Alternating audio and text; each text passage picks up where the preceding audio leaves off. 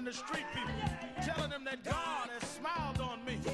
God has smiled on you if you got breath in your body, if he woke you up this morning and started you on your way. And I want to tell you some stories of people that God smiled on. We know the story of Dr. Martin Luther King, how he started way back in Montgomery, Alabama in 1955, trying just to get dignity, trying to get respect. And he went all the way to the mountaintop, but he didn't forget about the brothers in the valley. He didn't forget about those trapped in the alley. And I hear Brother Martin King saying, God has smiled on me. He's been good to me. Let me tell you, God has smiled on me. It's been so good to me. Then I see as Dr. King went on, another man stepped into the forefront by the name of John F. Kennedy, who rose up and said, let's not stand back. Let's not wait for a handout. Let's wait for a way out. He said, ask not what your country can do for you, but what you can do for your country.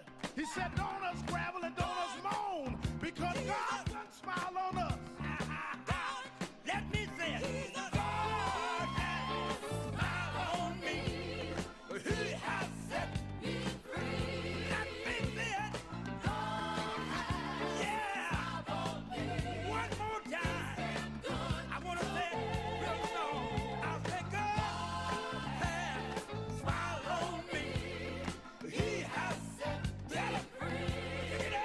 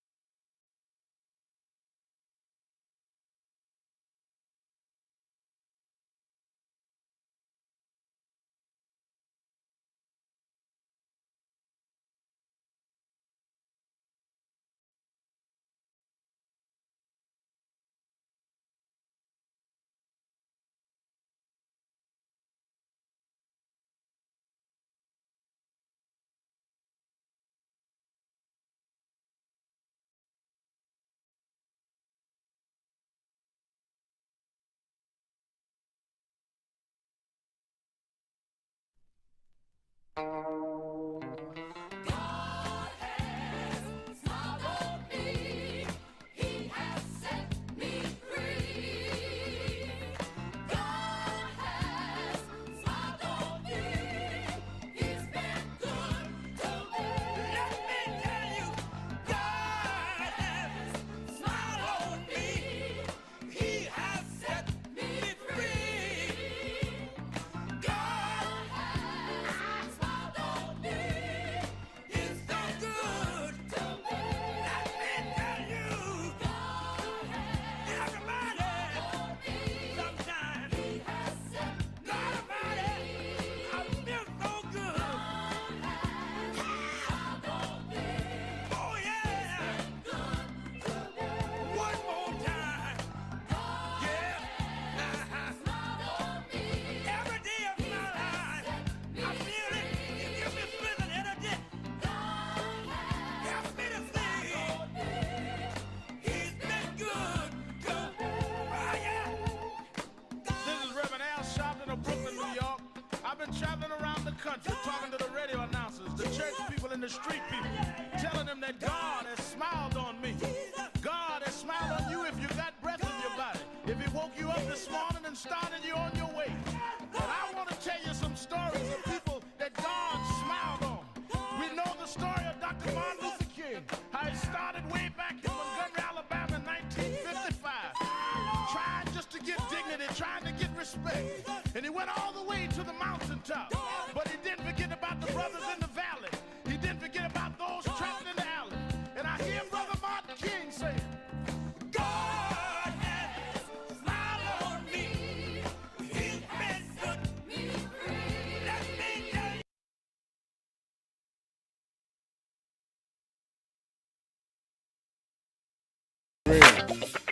I am your host, Reverend Al Sharpton, and we're back.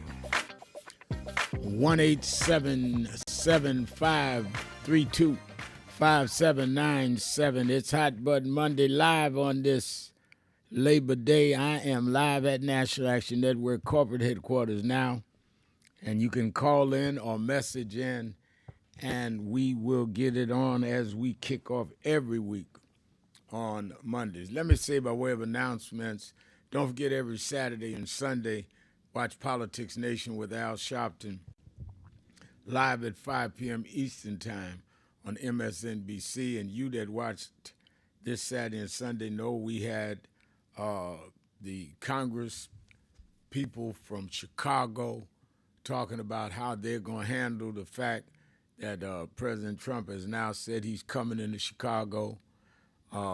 First he said with National Guard, then he said he's coming in with ICE about deportation. Now he's saying he may do one or all.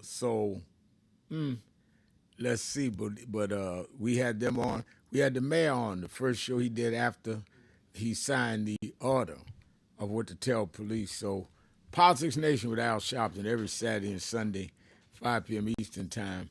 I won't waste your time. And let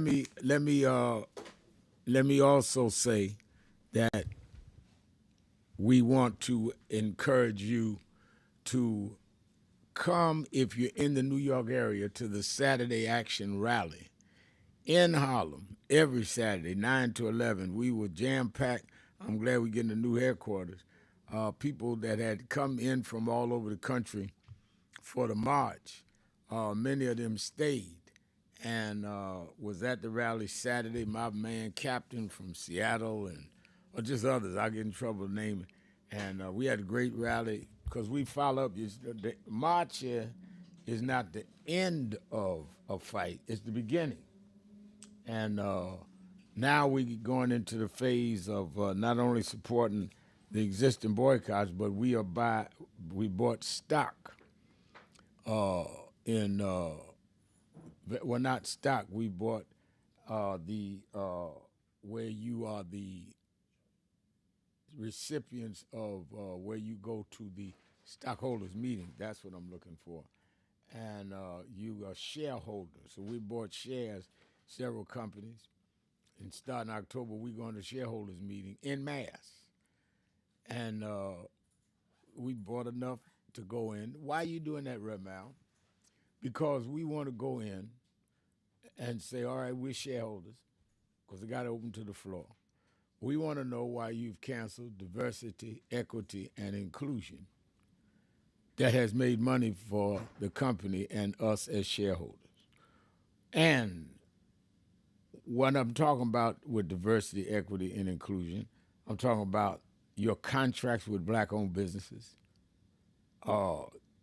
You've cut black advertisement on black radio stations, black newspapers, blacks on line like Roland Martin that have brought you consumers.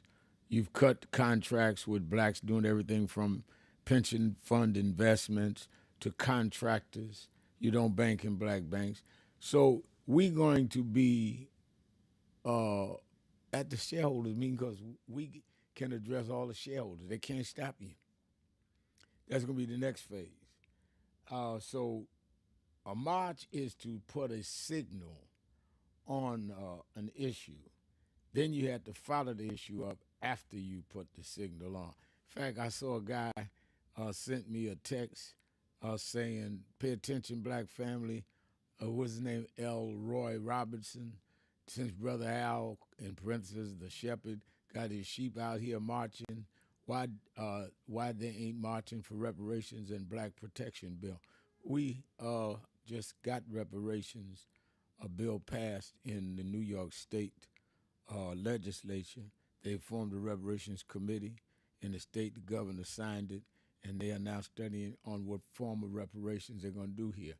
So you need to keep up with the news before you start raising questions. But if you want to have a reparations march, bro, put it up on the message board. I'll support yours.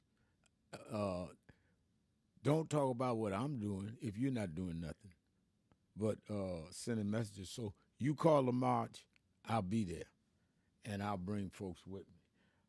Let me also say, don't forget that we have an obligation to keep the movement going. And we don't all have to have the same strategy. We don't have to have the same tactics. And it's healthy to me, I think Dr. King used to call it creative tension, when there are some tactical disagreements, because it means that if you have a synthesis of the theses and the antithesis and synthesize it, we get the answer. Don't forget, we had Dr. King and Malcolm X at the same time. They operate in the same space in history. Late 50s, mid 60s, when both of them were killed 3 years apart. And people were debating whether they were with Malcolm or Martin and didn't do what either one of them said. And they finally got together. We had Thurgood Marshall at the same time. We had Rosa Parks and Fannie Lou Hamer at the same time.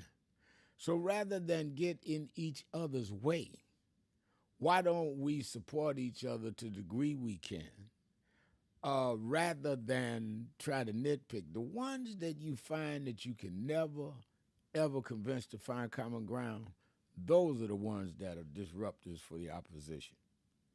Because as hard as I work, I respect anybody to work hard, even if the tactic they use is not my tactic, I don't agree with.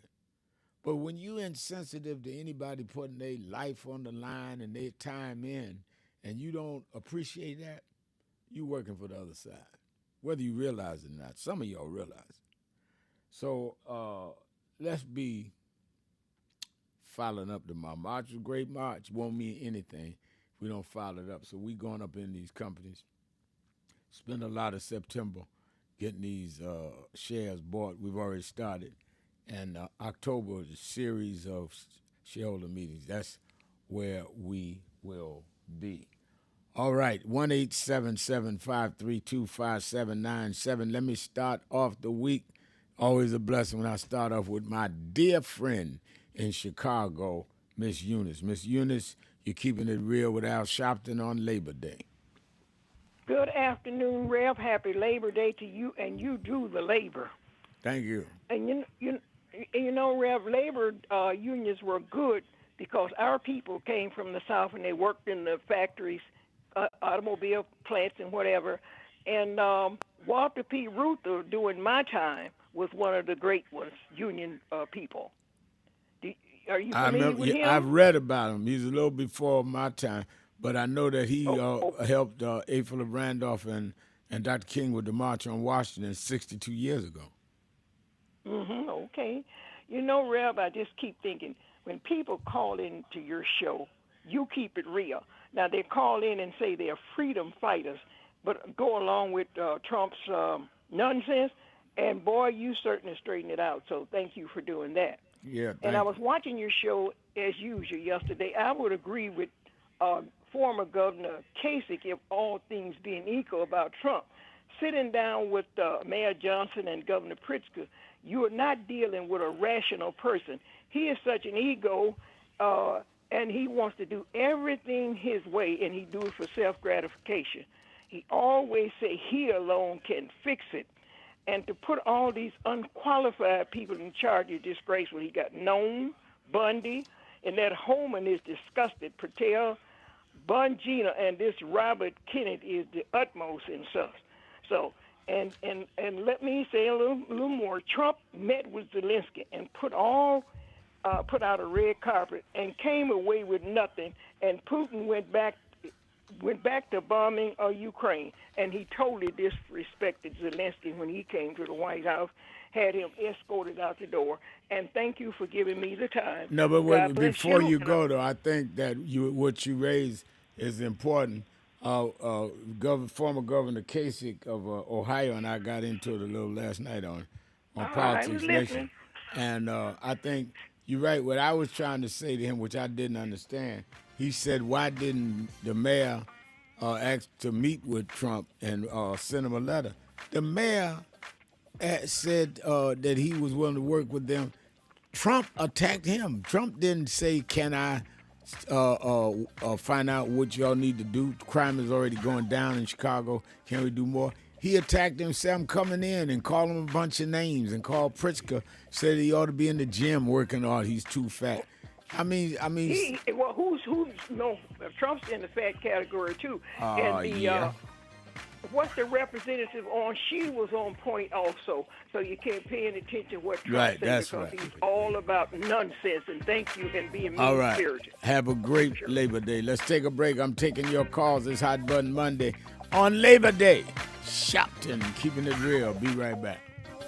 The 2020.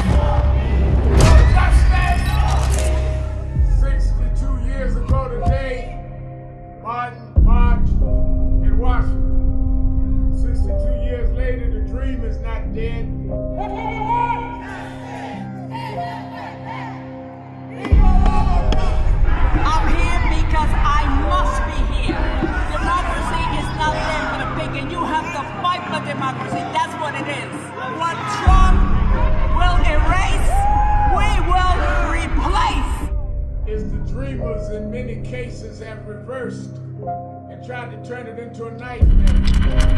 We come to Wall Street rather than Washington this year to let them know you can try to turn back the clock, but you can't turn back time. We gonna keep the dream alive on Wall Street.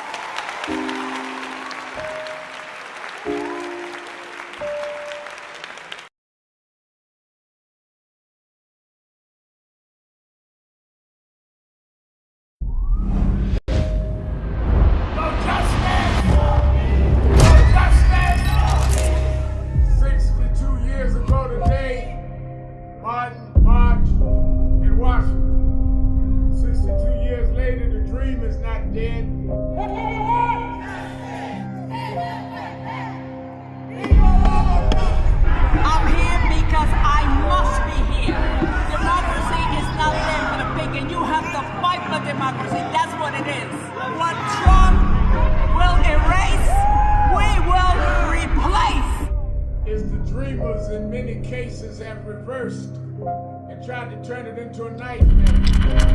We come to Wall Street rather than Washington this year to let them know you can try to turn back the clock, but you can't turn back time. We gonna keep the dream alive on Wall Street.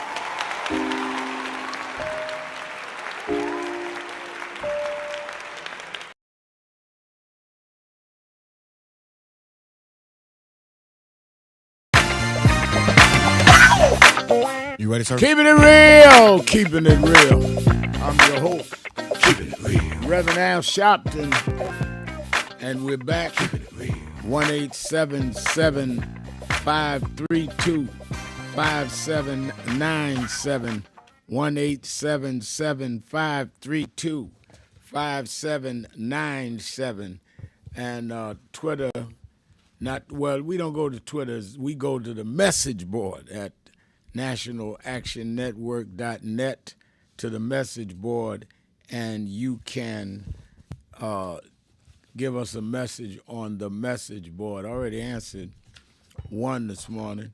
Let me go Tanya Stovall is saying that jobs and anything having to do with the damage he has inflicted on the country with his disastrous and leadership, that's what we ought to be dealing with. I agree with you. Tanya. And O.G. Kelly is saying on the message board, the deployment, O.G. Kelly, y'all cut him off.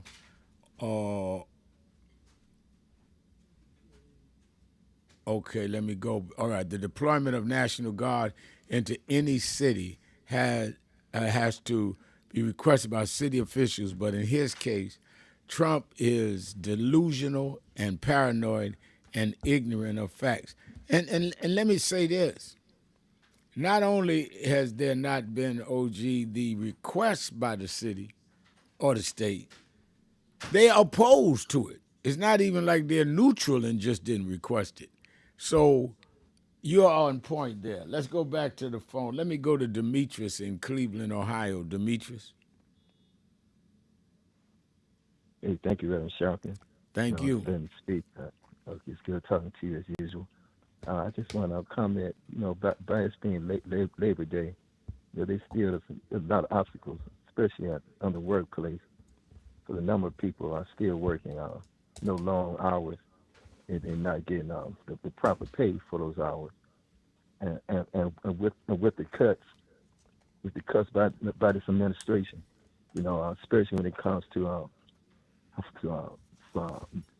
parents who need child care, it's going to make it difficult for them to work. It's going to take away from their salary to pay for child care, and put it on top of that, the inflation is still high, and with the tariffs as well, it's hard on the working class individuals, and also when Donald Trump made a deal with Japan, to buy U.S. steel. He's supposed to be a president for the working Americans here in the United States, but his land is going to benefit him, and people surround him. Now you make an interesting point about Japan, and I think a lot of people, I brought this up on Politics Nation, is sleeping on the fact that he forced 10% of Intel to become government. And I mean, is this not the party, the conservatives, are they not the party that calls for states' rights, not national government? Now you got the national government taking over law enforcement from states. You got the national government forcing companies to let the government be their partners, which sounds like socialism. I mean, this guy is breaking every rule that they claim they believed in. I agree with you. It's contradiction to what they're supposed to be standing for, want to give the states power when they're really invading, the state's authority. And especially, you have the police unions, and they have their contracts, what they have with the cities. But you sending National Guards and the ICE in to take over the police duties. That take away from the hours that the police agree with the city. So that's going against the unions. So he's really attacking the unions and putting everything under his authority.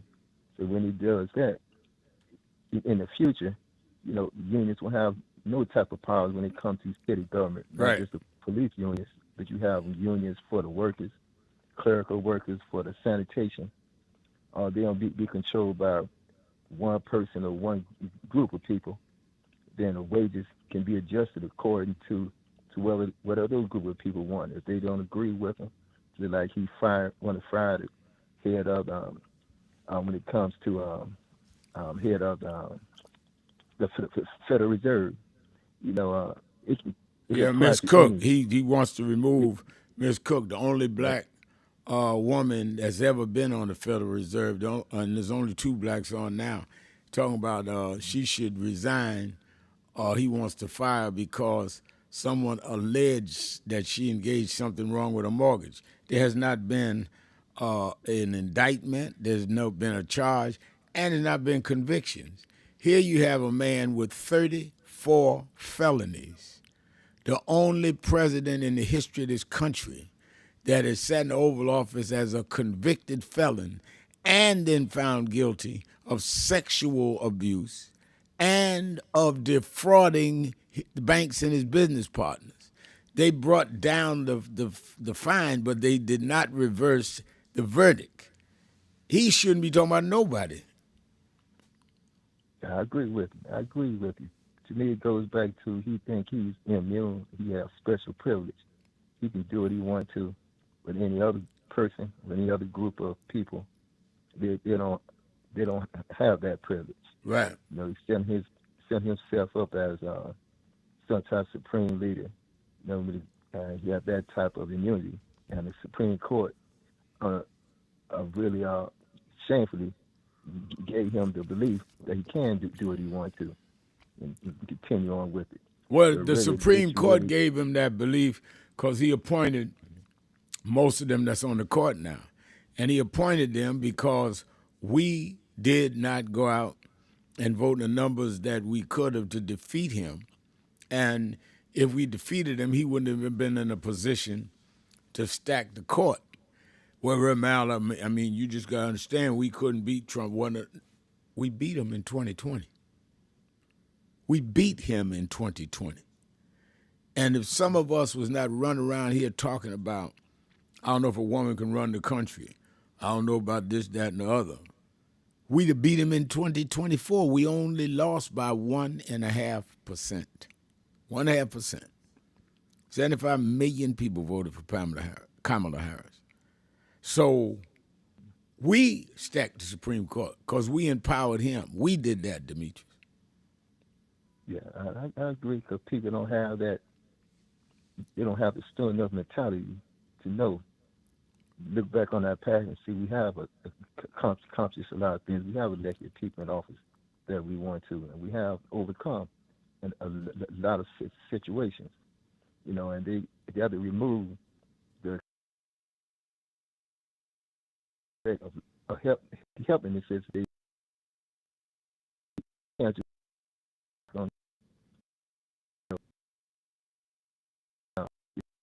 you walk in sooner or later it's going to go through. I love You it. just have to be consistent. And lastly, when you brought up the political season, it is political season starting, Labor Day. That's when a lot of candidates start their campaign for different office. Right. So as Americans, we have to be aware, the candidates that we vote for, look at their record and make sure they're going to stand up just for all Americans, and also for those who are underprivileged. Also, the Hispanics have to really stand up as well because a lot of them, losing their jobs on this Labor Day and prior to Labor Day because of the tariffs, because of ICE. A lot of employees don't want to hire some Hispanics because they feel, they might not be able to stay on the job. So they suffering as well. So when people go to the polls, have to vote for individuals who are going to stand up to this tyranny, going to stand up, to injustice, and stand up for a person who want to completely take over the government for himself and for those who want to take away basic rights for all Americans to live comfortably, to have medical care, to have a well-rounded education. That's what we all have to stand up for. One person, one group of people trying to take us back in time when people just worked for low wages or they was mistreated on jobs and didn't have proper work conditions. That's what they stand for on Labor Day, and as human beings, and also to know, especially African Americans, that work ethic is good. We want proper working conditions, but at the same time, we can't glorify thinking that working outside, doing things outside of work, going to make us successful. It's really the glorified crime in our community, especially with some of the videos. You have some of the youth wearing the masks on the streets and stuff. The crime shouldn't be aimed. That's right. Well, that's thank not you for your call, Demetrius. Thank you. Let me, Tanya Stovall said the Supreme Court is all for whatever Trump wants to do. Complete compliance. Rhea said that I was told by a car service driver that all Africans from the continent voted for Trump because women are not supposed to be in those positions but only stay home and raise the children. Well, the driver is probably being deported, tell him. And all of Africa does not believe that, by the way. And Evangelist Ramsey, one of the baddest and the most effective activists I know, she has texted me saying she was out on Eastern Parkway at the West Indian Day Parade with us. I'm looking for her text.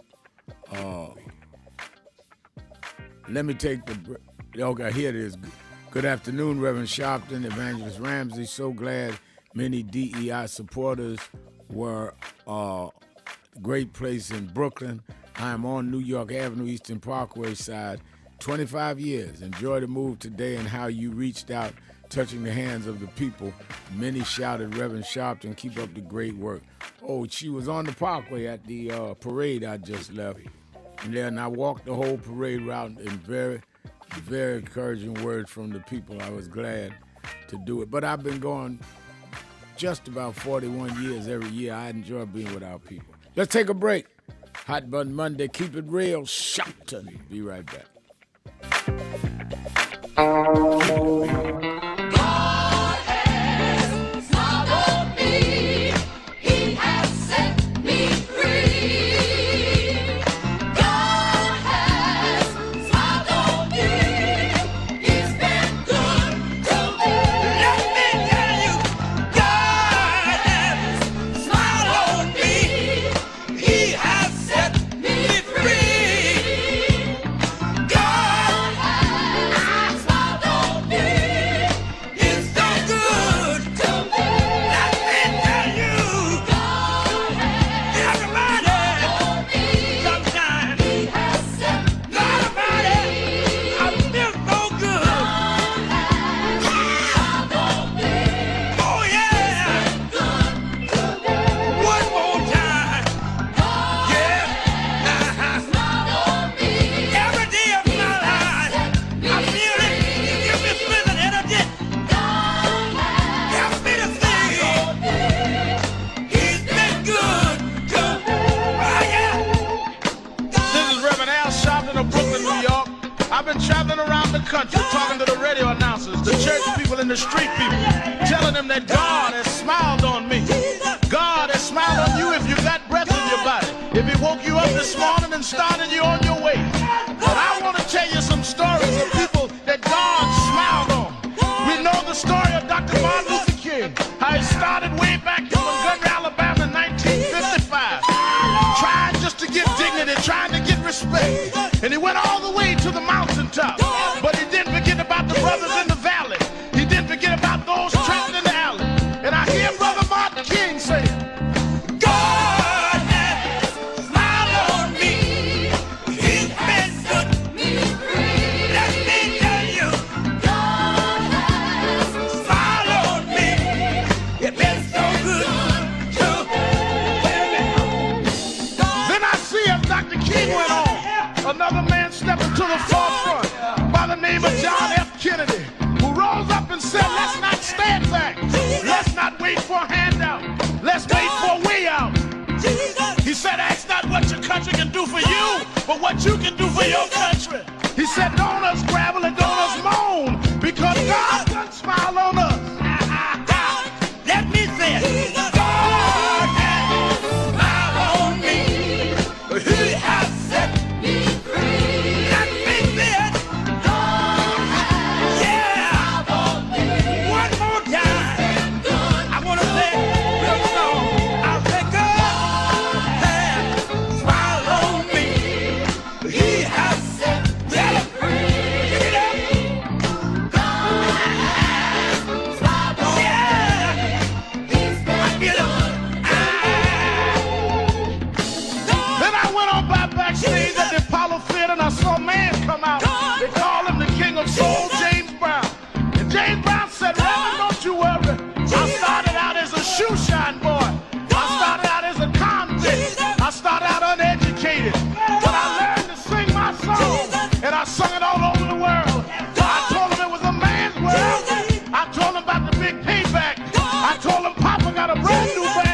and all over the world they can hear my voice. But Reverend, don't you frown, don't you bow your head. Tell them what you told me, Brother Brown. I said, now God has smiled on me. He has set me free. Yeah. He has set me free. God smiled on me. He's been so good to me. Then I went home and I told my mother what Brown told me. And she said, son, even though we don't have much, we don't need relief, all we need is belief. And she said, he didn't tell you no lie, because the Lord will take care of you. God sits high, but he looks down low. And every time you get discouraged, every time you're burdened down, all you have to do is think of the things that God made a way for you and look toward the heavens. Lift your eyes to the hills and say, God, God, God, don't smile on me. Now then, the God has smiled on me. He has set me free. God has smiled on me. And that has been so good to me. Yes, he has. I say, God smiled on me. He has set me free. And I know all over the country, smile on me. We need jobs. We need a way to make it. We need help. We need jobs. We need a way to make some money to feed our families and raise our bread. We need a way to survive, so we don't need crime as a survival kit. We just need a little bit. But don't give the hope up. Don't lose the faith, because God will smile on you. God will give you the strength. God will make a way for you. Adam Great Power said, keep the faith. Keep the faith, baby. I hear Robert Kennedy saying that it's not the dream of, but it's the dream that'll live on forever. Just know that God will smile on you. Dr. King had a dream. Dr. King said, I went to the mountaintop, but I didn't stop there. I looked over and saw the promised land. I hear Brother Malcolm saying, don't sit on the stoop. Stand up and be a man. Respect yourself. Be somebody. Then I hear the brothers in the Hispanic community say, I'm going to stand up and be a man. I'm going to do the best I can. I had a reaper say, I don't care what time you come home, but just give me some respect when you get there. Lord, now God has smiled on me. He has set me free. God smiled on me. You've been so good to me. Sit down. And as we move on in history, let us remember that if we look to God, God has the answer to all of our problems. God is still the same God he was years ago, and we can still make it. We can still hold on like Frederick Douglass did. We can still keep him on like Martin Luther King did. We can still ride on the way everyone that made it did. They didn't have much, but they had a whole lot of faith. They didn't have money, but they had a lot of determination. We know that God will look out for his children, that God will make a way out of no way if you just keep the faith and refuse to lose. And God will make a way, because God's children don't have color. God's children just have will. And I can still hear somewhere in my mind James Brown say, God has smiled on me. He has set me free. Let me say that. Yeah, Lord. Yeah, Lord. Yeah, Lord.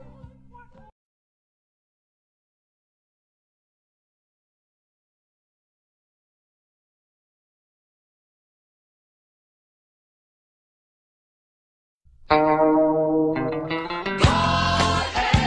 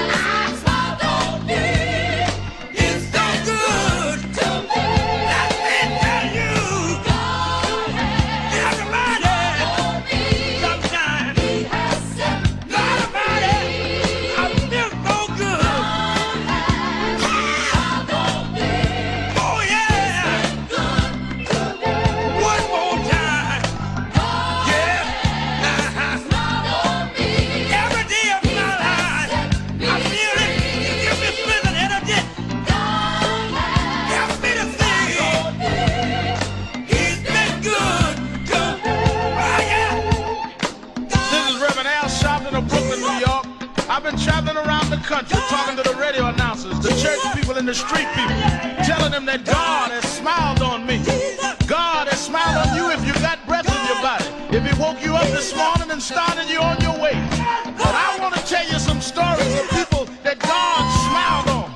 We know the story of Dr. Martin Luther King, how he started way back in Montgomery, Alabama in 1955, trying just to get dignity, trying to get respect.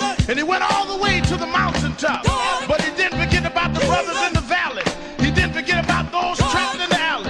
And I hear Brother Martin King say, God has smiled on me. He's been good to me. Let me tell you, God has smiled on me. It's been so good to me. Then I see as Dr. King went on, another man stepping to the forefront by the name of John F. Kennedy, who rose up and said, let's not stand back. Let's not wait for a handout. Let's wait for a way out. He said, ask not what your country can do for you, but what you can do for your country. He said, don't us gravel and don't us moan, because God done smile on us. Let me say it. God has Real. Keeping it real. I am your host, Reverend Al Sharpton. We're live on Labor Day. Just got back into the office about 40 minutes ago from being at the West Indian Day Parade in Brooklyn.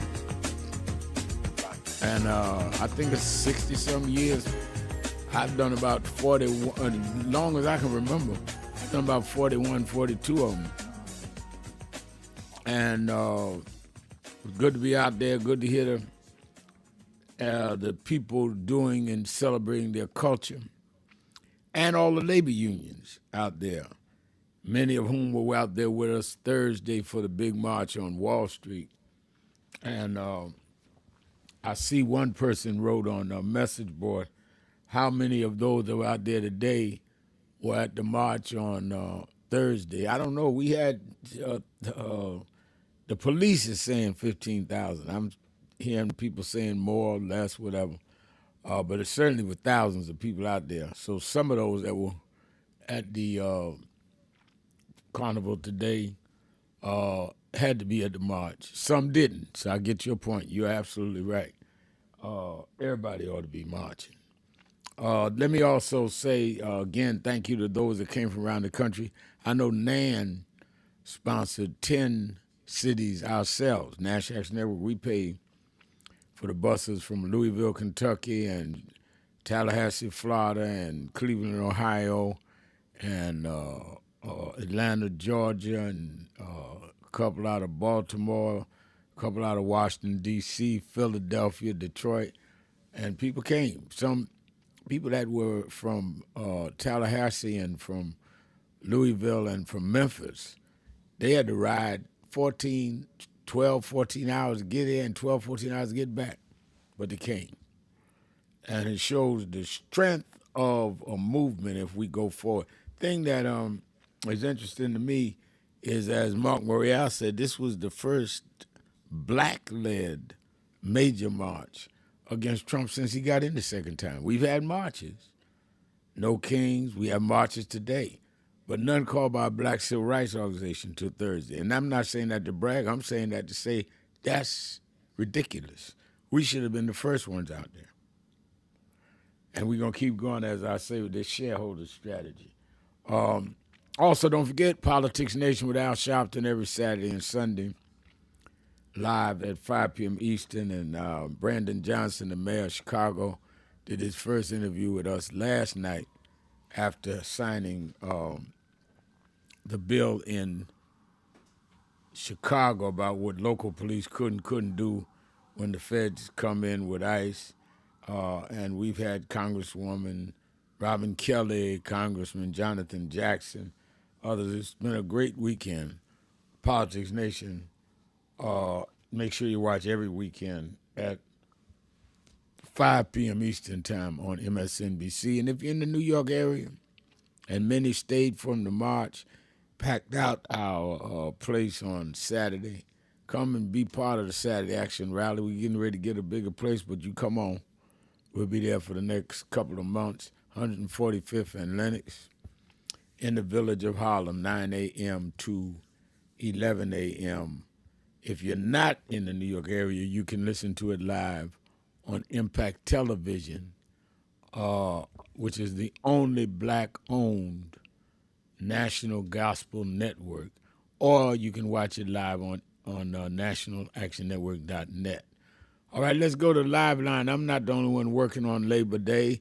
We have with us our regular co-host on Labor Day, who is here, and he got, a lot of young new breed guys don't work like he does. He's a worker. He never ceases to amaze me. I'm talking about, of course, our Democratic strategist and founder and CEO of Blueprint Strategy, LLC, the one and only Antoine Seawright. How you doing, Antoine?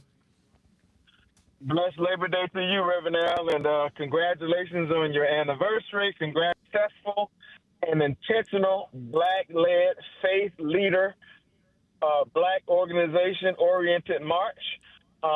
When they count Reverend Al out, he always teaches them that they do not know how to count. Yeah, I think we surprised them with the turnout. I don't think we surprised you, but I think, you hang in circles where you hear all things. I think we surprised some people. They didn't think people would turn out like that, but they did.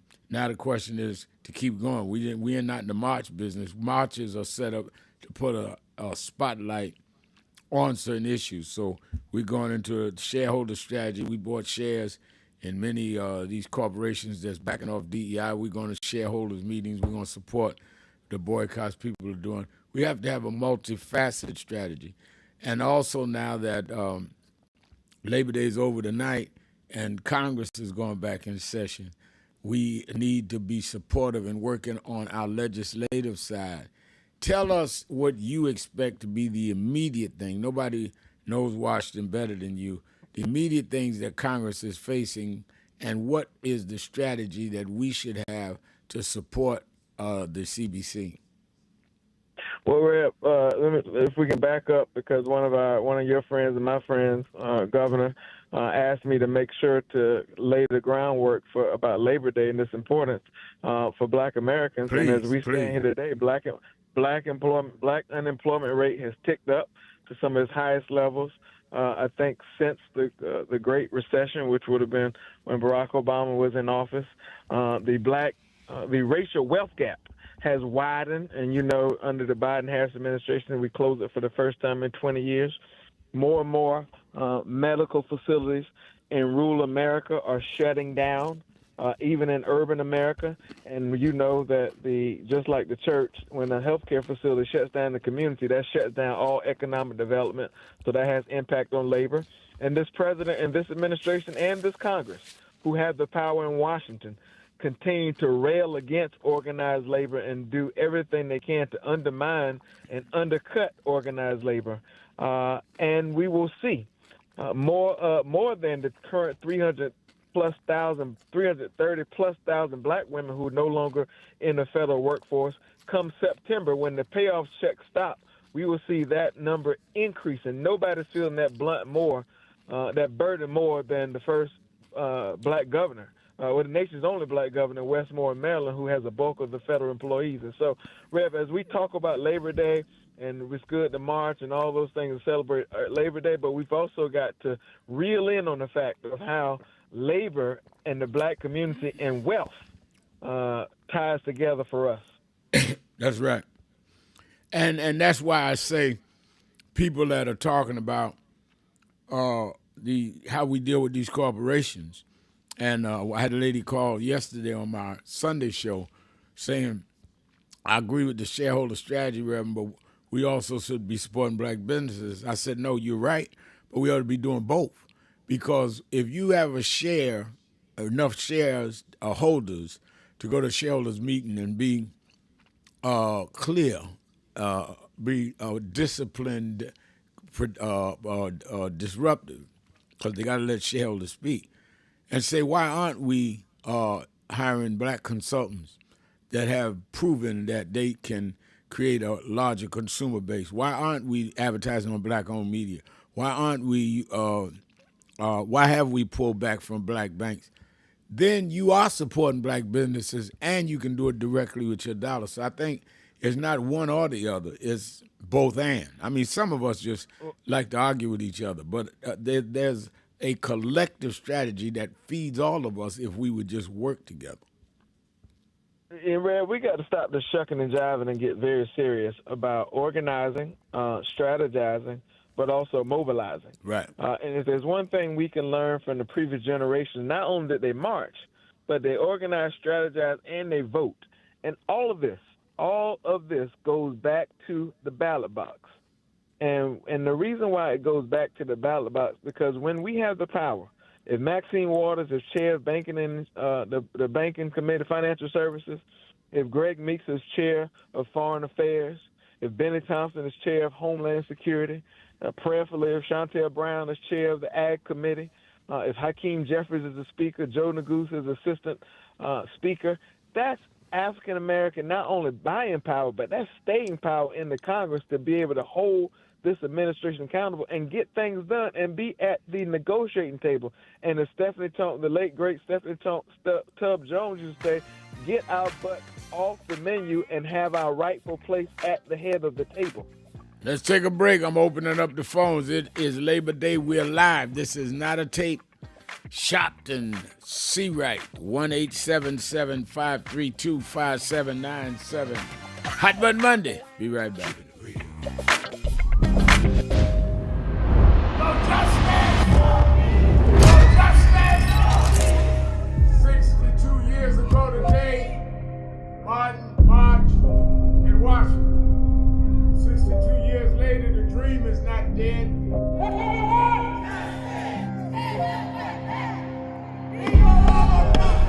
I'm here because I must be here. Democracy is not there for the pig, and you have to fight for democracy. That's what it is. What Trump will erase, we will replace. Is the dreamers in many cases have reversed and tried to turn it into a nightmare. We come to Wall Street rather than Washington this year to let them know you can try to turn back the clock, but you can't turn back time. We gonna keep the dream alive on Wall Street.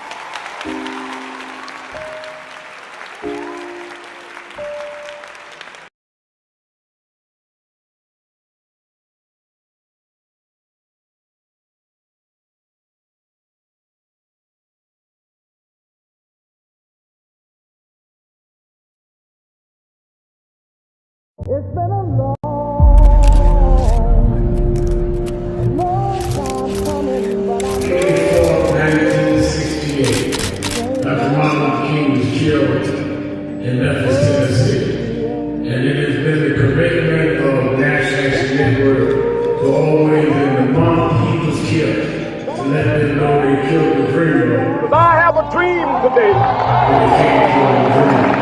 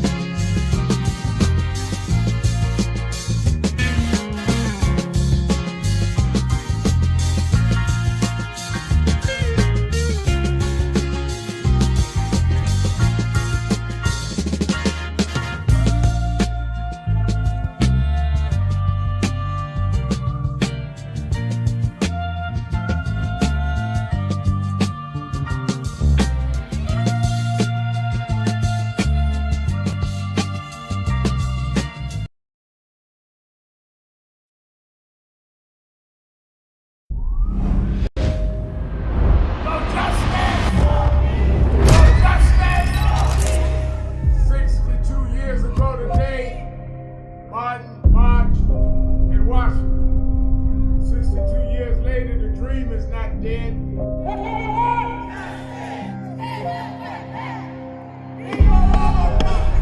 I'm here because I must be here.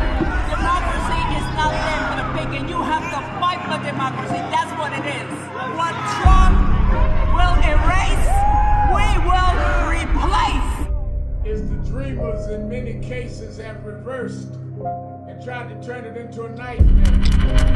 We come to Wall Street rather than Washington this year to let them know you can try to turn back the clock, but you can't turn back time. We gonna keep the dream alive on Wall Street.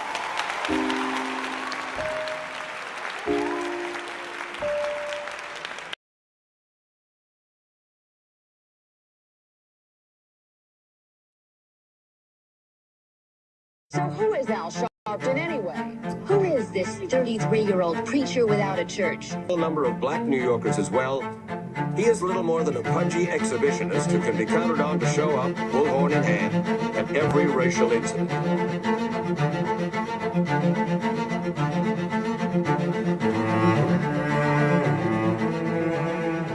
I often quote Mark Twain saying, the two most important moments in life is the moment you are born and the moment you find out why you were born. I had a very troubling conversation the other day that prompted me to do this little video. Young man that I've known a while came to me and he was crushed. I mean, really crushed, because people were criticizing his work. He's in the ministry, but he's also an actor. And he said he couldn't understand why people were jumping all over, criticizing him, trying to find scandalous and derogatory things about him.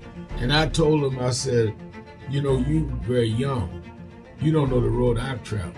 They call me everything but a child of God. A blabbermouth, a loudmouth, too flamboyant, an agitator, a racist, and I had to learn. Yeah, right. I was not defined by how others saw me. I was defined by how I saw myself and whether I was being true to myself. Some of you watching this don't like me. And it doesn't matter as long as I know what I'm doing and I like me for being real.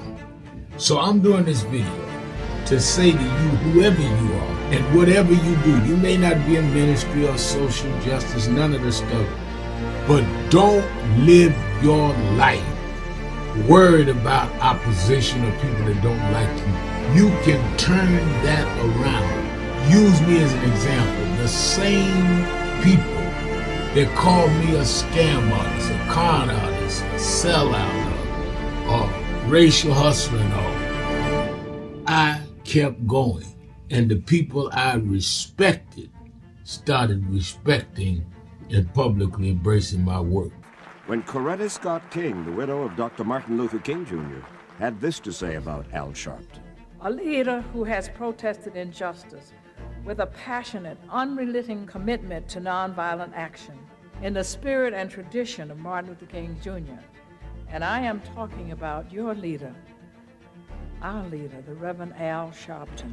The other thing that hasn't changed is the National Action Network's commitment to fight injustice and inequality here in New York City and across America. And that's not only a testament to Reverend Sharpton, it's a testament to all of you who are here tonight. First and foremost, to Reverend Sharpton.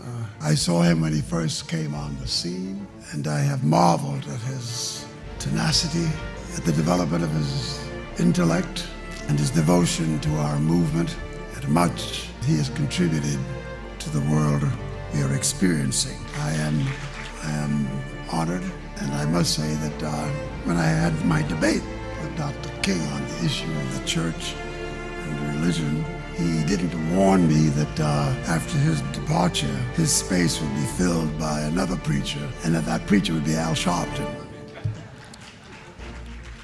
All you want in life is people that matter to you to say you did all right.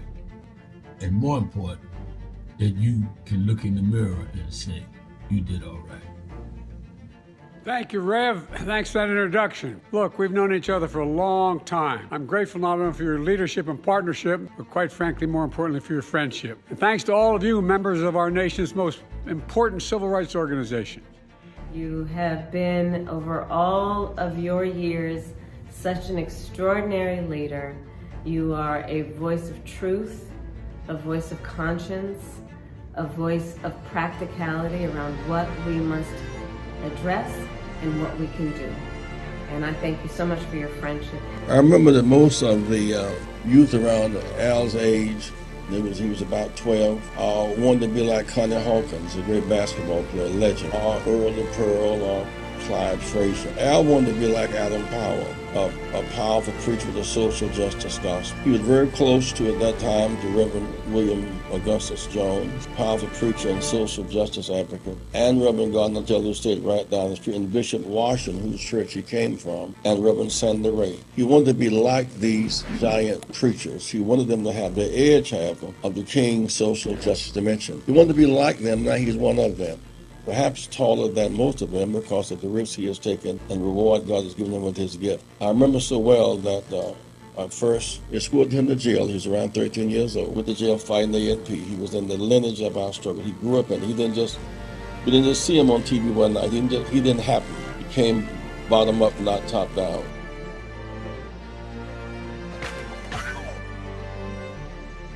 Yeah, I'm ready. You live. Keeping it real, keeping it real. I am your host, Reverend Al Sharpton. Antoine Seawright is our co-host this live Labor Day Monday, Hot Button Monday. Let me go to my Ace Boone Coon in Chicago on the west side. He says it's the best side with all this going on and projected to be going on in Chicago. I want to hear from Frank. Frank, you're keeping it real with Sharpton and Seawright. Yes, I am. As always, good afternoon, gentlemen. Brother Reverend Al, Brother Seawright. Brother Seawright, this Monday is definitely one of my best days. I love to tune in because, brother, you are off the chain. Thank you, Brother Seawright, for always being here Monday with us. Reverend Al, Lord have mercy. I can't say, Lord, I cannot thank you enough, Reverend Al, for being you. I cannot thank the Lord enough for giving us you. Our sister Eunice, shout out to you because she's here right in on one of the two things I definitely want to point out. I was definitely listening in Friday, and Reverend Al, the way you dealt with that so-called freedom fighter, you broke it down. That needed to be said just like that. I have been saying for the longest, I was saying for the past 3 weeks, it's time we stop playing around with our so-called brothers and sisters who look like us, but went in that boot and voted for evil. Yep. Okay. Now we gotta call it like it is because it's causing too much of a distraction. You broke it down to where even a 6th and 4th grader can understand.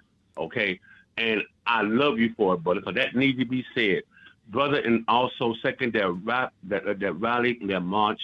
Lord have mercy, Reverend. The coverage you got here on our local channel, I was highly surprised and impressed. I mean, you mean they're getting this much coverage and it's not the Tea Party? Is that right? I didn't know that. So Chicago covered it well. Well. Yes, it did, Reverend. It broke down exactly what that march was about. It sure did. And Rev, the words that you gave, you didn't sugarcoat nothing that you said.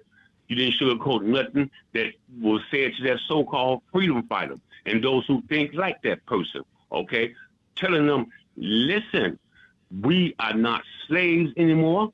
The first thing was sold on Wall Street was black body. I mean, Rev, you just laid out that Donald Trump know that you are in for the fight of your life. I said, Lord have mercy. I love to have been there. I got 3 weeks left of a nurse coming once a week, a physical therapist 3 times a week, and my home care worker, her hours have been increased to 6 times a week. 6 days a week. So the strength is coming back, brother. Lord have mercy. I would have had to bring a whole team there, but I was there in spirit. I was there financially. Well, brother, I'm proud of you. You know that you're in my prayers. I want you to take your time, have Thank full you, recovery. brother. We need you. Yes, sir. We got to take the gloves off. It has long since been time to get busy and stop dancing around But whatever it is, we fighting. And I would love to look up and see the non-racist people that voted for this administration. I hope they wake up and get surprised. We get the House and the Senate. Donald Trump would try to say there was some shenanigans going on and probably try to call elections off. I can't wait to see the fireworks next year. Reverend, thank you, my brother. Thank you, brother. Thank you. Everyone have a good day. You keep recovering. See, right, without divulging too much, and I almost don't need to say that to you because you're not going to do that anyway. Do you feel confident in the coming plans that the DNC is putting together for the midterm elections? It always amazes me how people jump on TV and radio and say there is no plan, like if we were going to get up on radio and TV and give the plan. But are you comfortable that there's some seriousness from the DNC and then from individual candidates about what has to happen next year? Well, Reb, I'm very comfortable with the candidate quality that you continue to see coming out of the Democratic farm. If people are paying attention, including the Democratic haters, we won, I think, 36 out of the 39 special elections that have taken place. The latest one was in Iowa, a Trump 11 district. Right. We won the seat in Wisconsin, the Supreme Court seat that's always a true bellwether. We continue to overperform in places even when we do not come across the finish line. We continue to overperform. And I think that's a direct result of the Democratic National Committee and other supportive organizations like NAN and others continuing to lay the groundwork and build on the foundation from the last election. So am I comfortable with all sides of the square? Absolutely not, because I'm black, and I know that we can depend on some, but we can't depend on all. But I am confident about the direction we're headed and the work that's being put in, and that there is a version of a plan that has the ability to have some edits made to it as we go.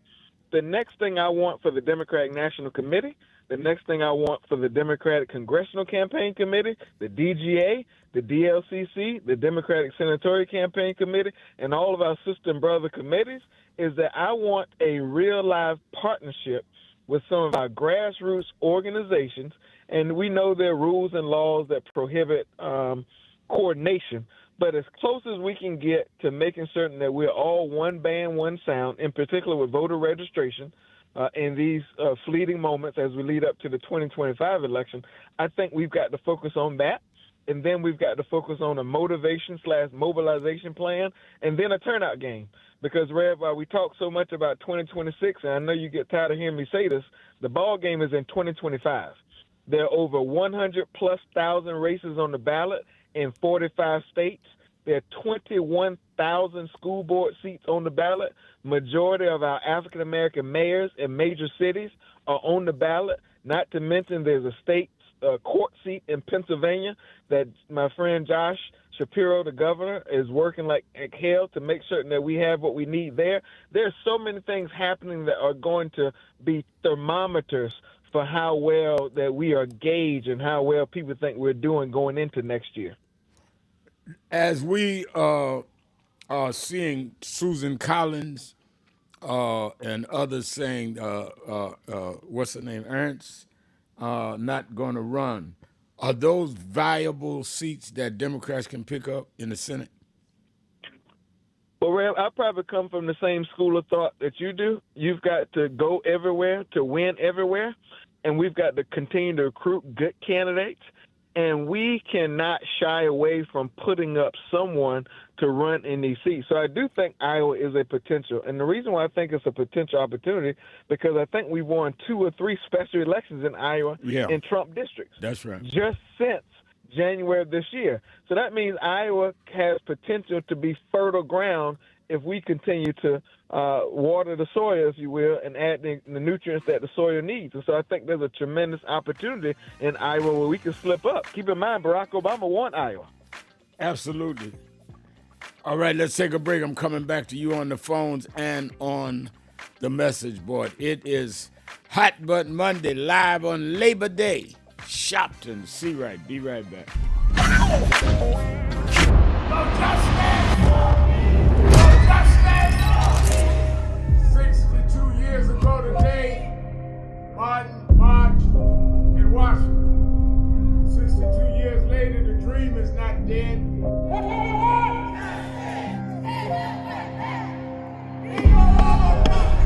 I'm here because I must be here. Democracy is not there for the pig, and you have to fight for democracy. That's what it is.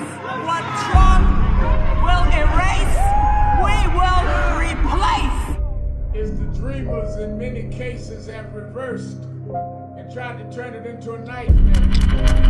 We come to Wall Street rather than Washington this year to let them know you can try to turn back the clock, but you can't turn back time. We gonna keep the dream alive on Wall Street.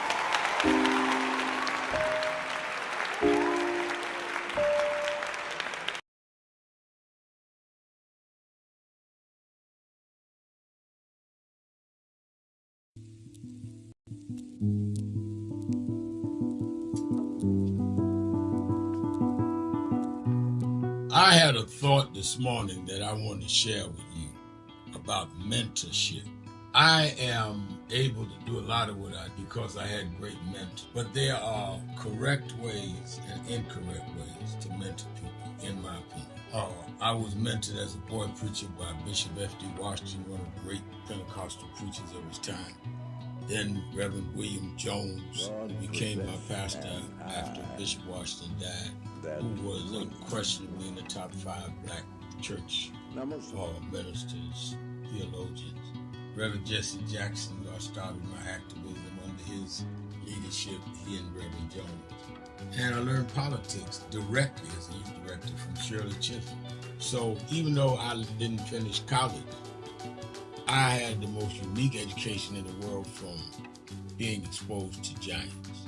But the one thing I learned is as I grew older and people started coming younger than me and wanted me to teach and mentor them, the magic of the mentors I had is they did not want me to be their clone.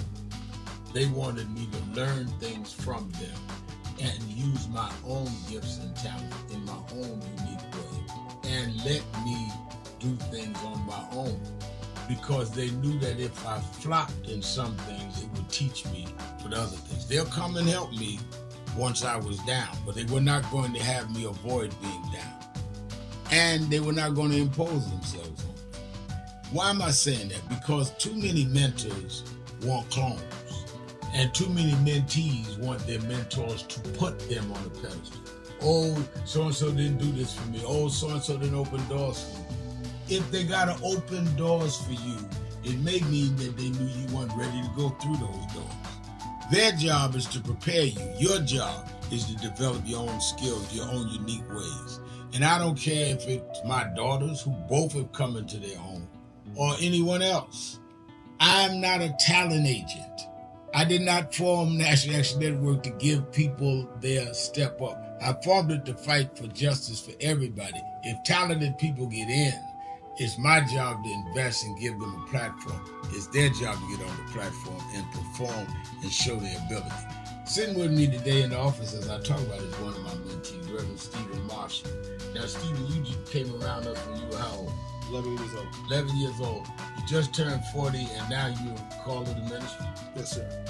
And what do you do in National Action Network? I formulate policies, lead in various regions, but most importantly, I senior advise you on all things from social justice strategies, politics, intergovernmental affairs, you name it, community organizing, all of that stuff. And I could go through scores of others. My daughter started Huddle. They got Huddles now, which is for young people to meet once a week all over the country. I just saw the video from the Las Vegas National Action Network chapter. Now, when you decided to preach, did I ever tell you to become a preacher? Not one time. Who called you to preach? The Lord. All right. And did I say go to this school or that school? No, sir. Did I open this door, that door? Did I tell you be ready when the doors open? Always be ready and prepared. And that's what I'm saying. Get you some young people than you that you can help along the way. But don't be their talent agent. Their talent must speak for themselves. And anybody that grumbles with you about so-and-so didn't do something for them, maybe it's because they didn't feel you were ready, or that they felt if they did it, you wouldn't do it on your own. But we all don't live forever. I want the next generation to speak of me, of National Action Network, and others, the way I speak of Reverend Jones and Bishop Washington and Shirley Chisholm and Reverend Jackson.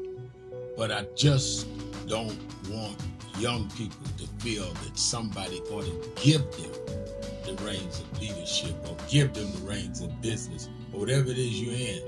You need to learn from their journey, get the pearls of wisdom from them, but don't have them do for you, because then it means you can't do it for yourself.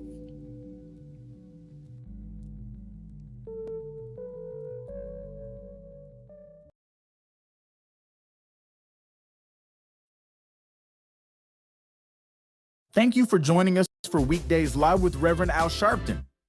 Take the time to share this broadcast right now. Tell your friends it's time to keep it real with Reverend Al. Comment your questions now in the chat or call Reverend Al Sharpton directly on air at 877-532-5797. Now stay tuned for Reverend Al. This is Reverend Al Sharpton. As you watch the broadcast, support National Action Network. Go to www.nationalactionnetwork.net and be involved. You can join, take your membership right online, www.nationalactionnetwork.net. Getting ready to start the program, but we need you to be part of the movement.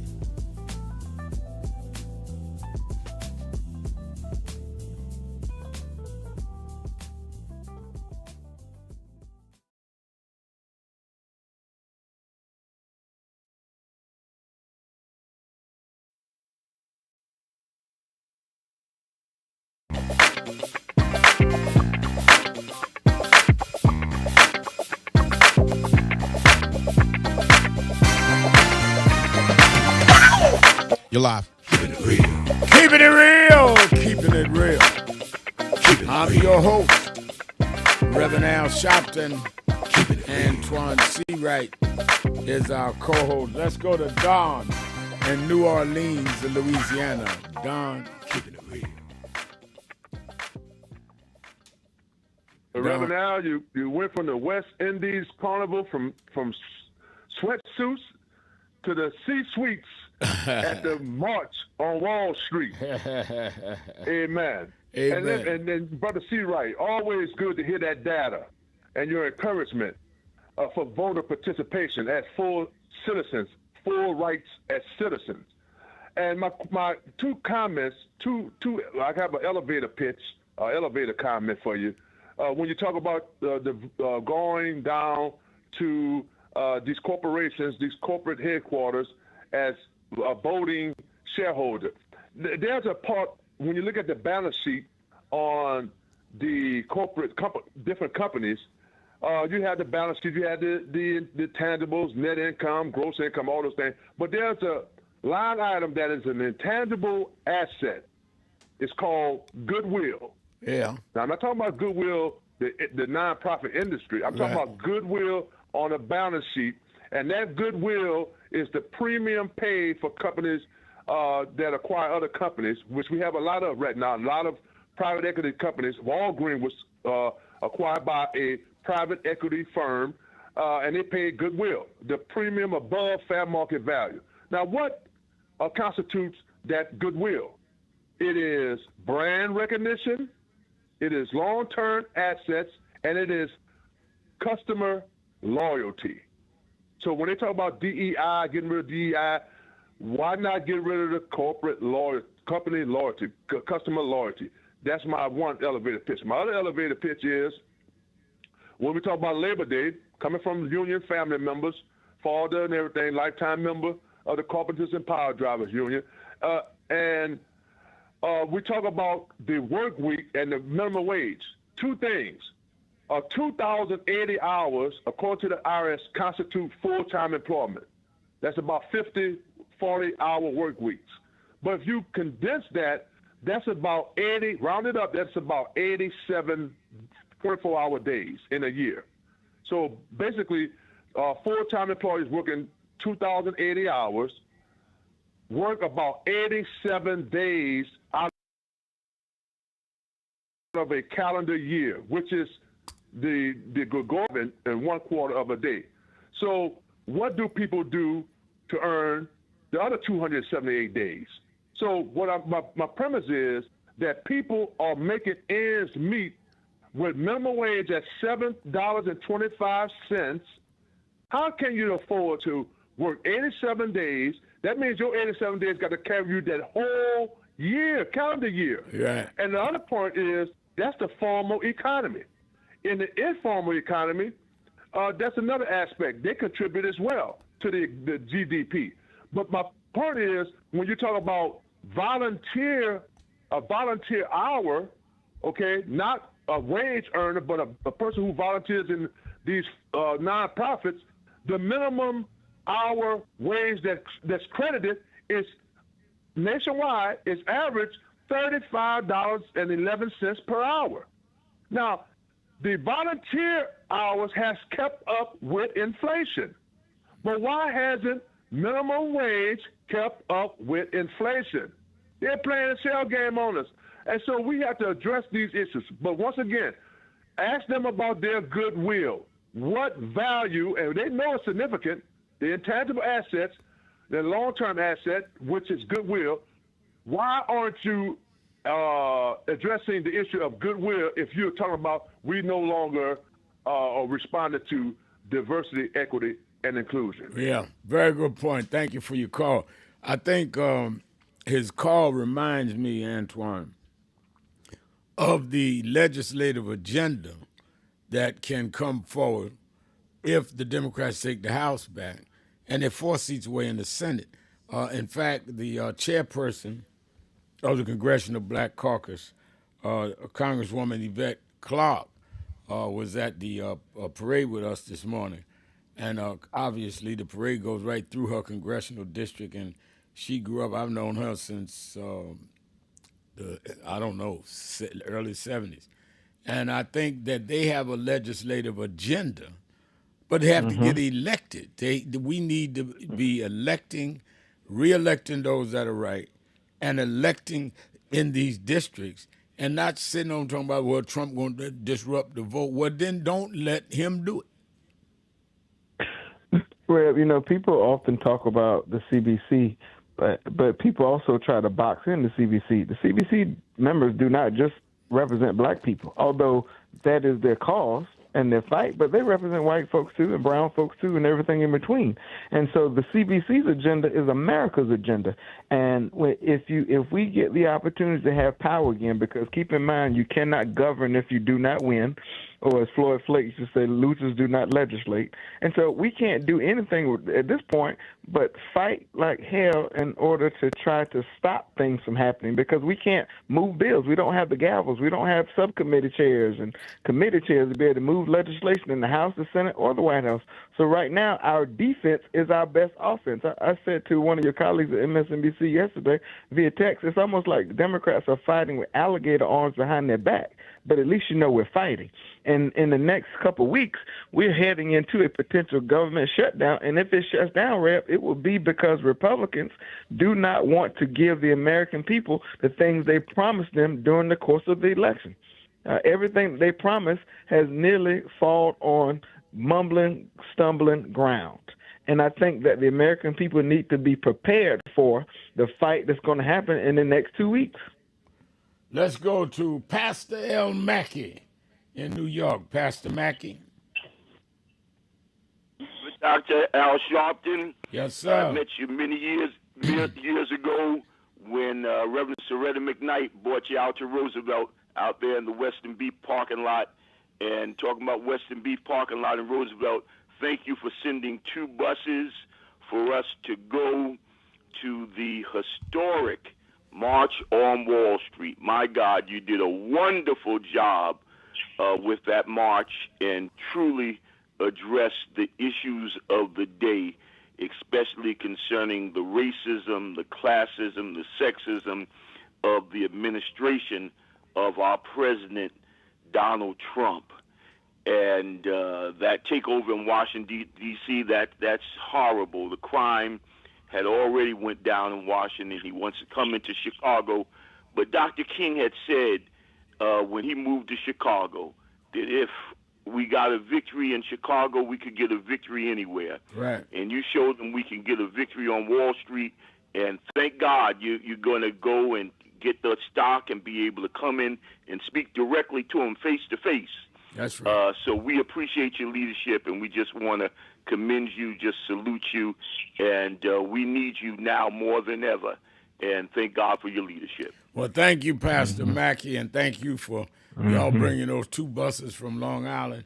And we're going to do more and work closer together. And I certainly appreciate your pastoring and our head of coordinator at the House of Justice, Ron McHenry, speaks highly of you, so I know exactly who you are.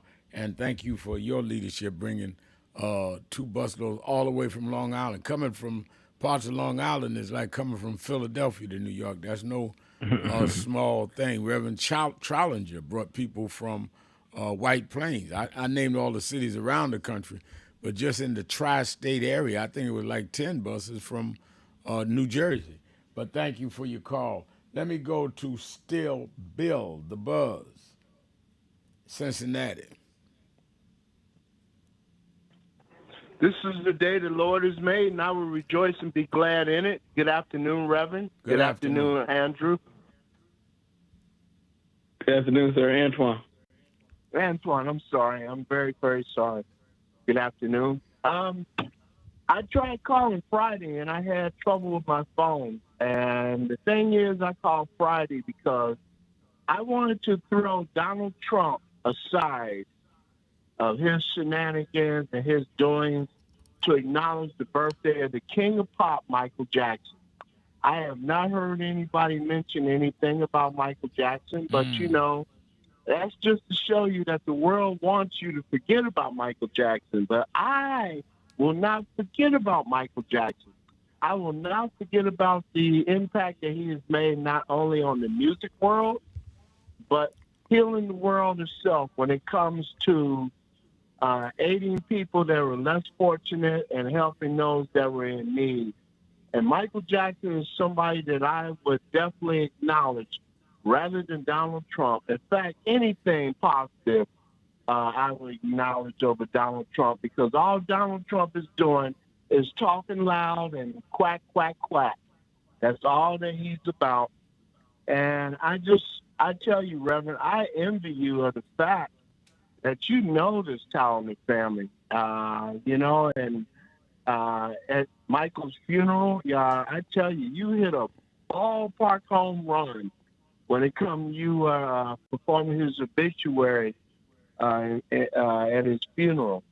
And like I said, Reverend, I envy you, but you know what? I also praise you for your stellar work. The anniversary of the Million Man Black March, the awards that you won and everything. Like Michael's song, Don't Stop Till You Get Enough. I will not get enough of praising you for your stellar work, Reverend. And I tell you, I missed the fact of getting to talk to Dominique Friday, but that's okay. I know there's a time where we will cross paths again. And in the meantime, Reverend, you just keep up the good work. And to LaToya Jackson, I hope one day that we meet, and I will do what I do to Dominique. I will keep it real. Keep it real. Well, thank you for the opportunity. I got to go on that one. Let's take a break. Be right back. Antoine is with me. Sharpton. See right. Keeping it real. Be right back.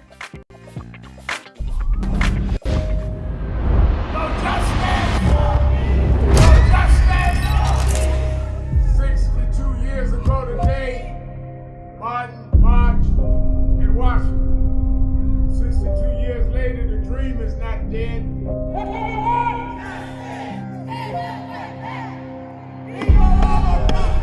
I'm here because I must be here. Democracy is not there for the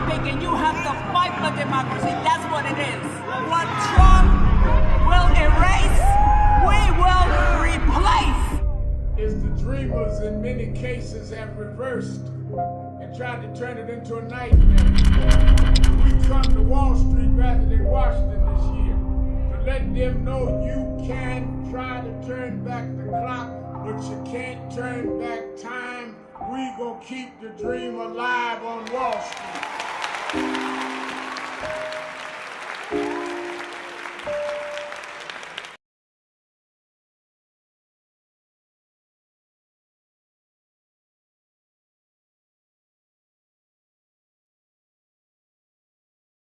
It's been a long time coming, but I know 1968, Dr. Martin Luther King was killed in Memphis, Tennessee. And it has been the commitment of National Action Network to always, in the month he was killed, to let them know they killed the dreamer. I have a dream today. They can't kill the dreamer.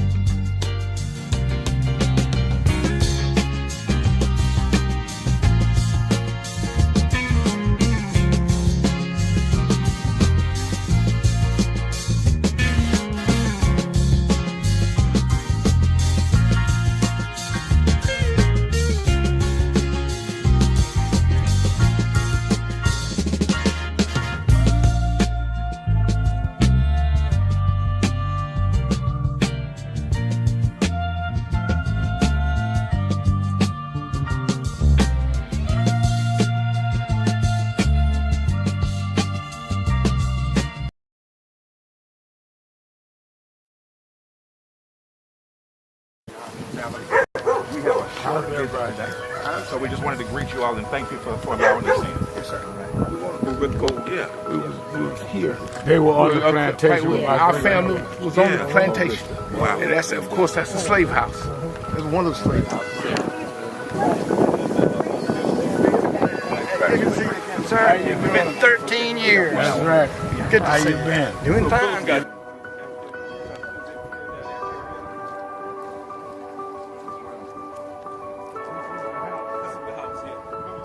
Front last time. And we, Alexander Sharpton.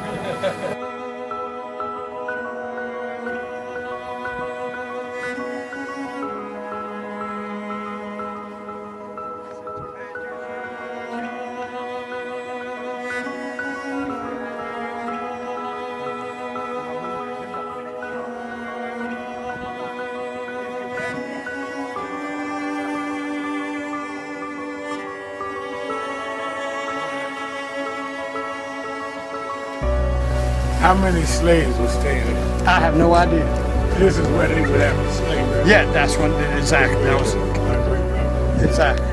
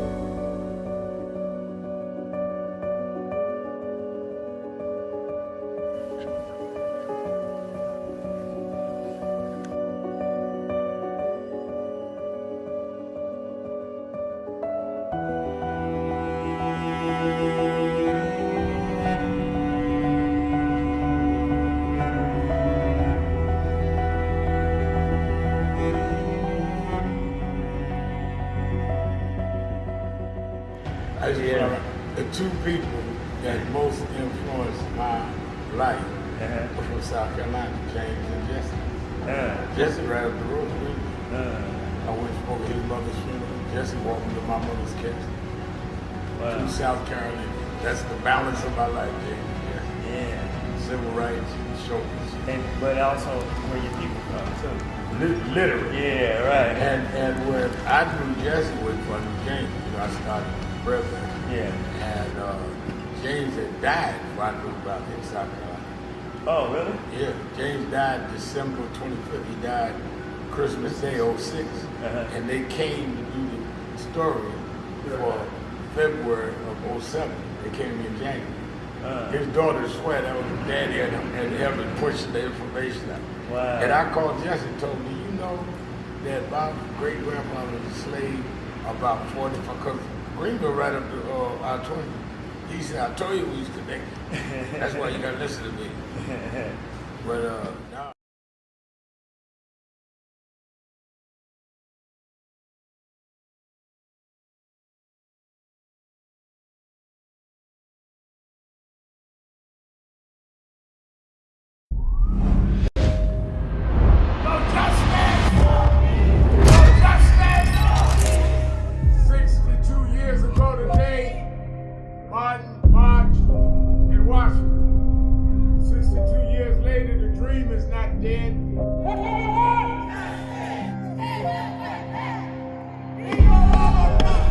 I'm here because I must be here. Democracy is not there for the pig, and you have to fight for democracy. That's what it is. What Trump will erase, we will replace. It's the dreamers in many cases have reversed and tried to turn it into a nightmare. We come to Wall Street rather than Washington this year to let them know you can try to turn back the clock, but you can't turn back time. We gonna keep the dream alive on Wall Street.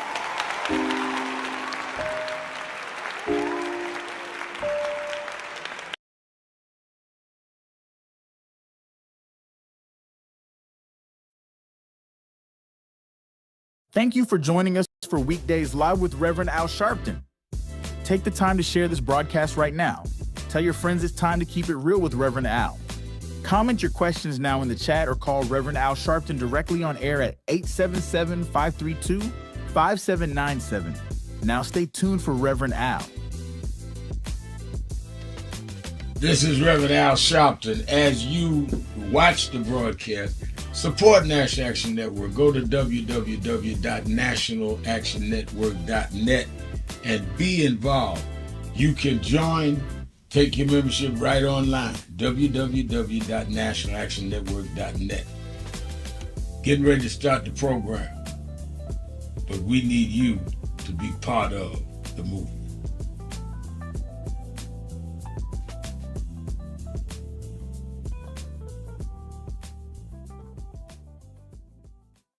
Stop telling yourself you're not confident of what you could do.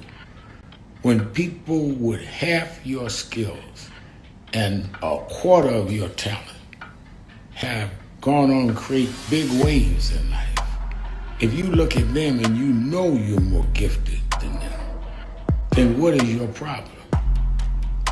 You are looking for someone to come and drag you into success. You've got to use what you have, which is, in my judgment, more skillful than others I've known in your areas. Use that and believe in that, and your confidence will build up as you get going and start doing. And don't chase the spotlight. Sharpen your skills. Live in your purpose. And you'll get so good the spotlight will be chasing you. Be so good they can't help but talk about you and put the spotlight on you. You don't get your energy from chasing the spotlight. You get your energy by chasing your purpose. Keeping it real, keeping it real. I am your host. Have a great day. Reverend Al Sharpton. Antoine Seawright is our co-host. And on our message page, Kevin Warros, Nan says, Nan, Atlanta President Dwayne, thank you. I know it was hard, but hard times make good times, and good time is coming. Trouble doesn't last always. Joy is coming in the morning. And let me give the same pat on the back to President Dwayne and the Atlanta chapter of National Action Network that pulled up, and long ride. But they filled their commitment, and I think it is exemplary. I'm so proud of our chapters. Kevin Worrells says, Long Island is in the house. We are stronger together than we can ever be apart. Jesus said, if they are with us, they will come in my name. Don't let your personal opinion dictate your professional judgment. NAN is together all over this great country, and that's for real. You know, Antoine, I don't just call it National Action Network. It is a national organization and has action. And you're familiar in South Carolina with our work with Reverend Nelson Rivers, who does a great job. And you are frequent Cleveland, where Marcia McCoy and them brought buses. People think I just got a slogan. This is real organizing. It's hard work, but I think it has to be done.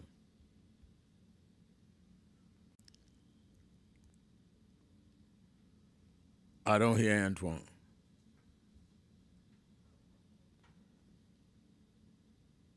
All right, let me go back to. Reb, Yeah, I hear you Reb, now. can you hear me? I hear you now.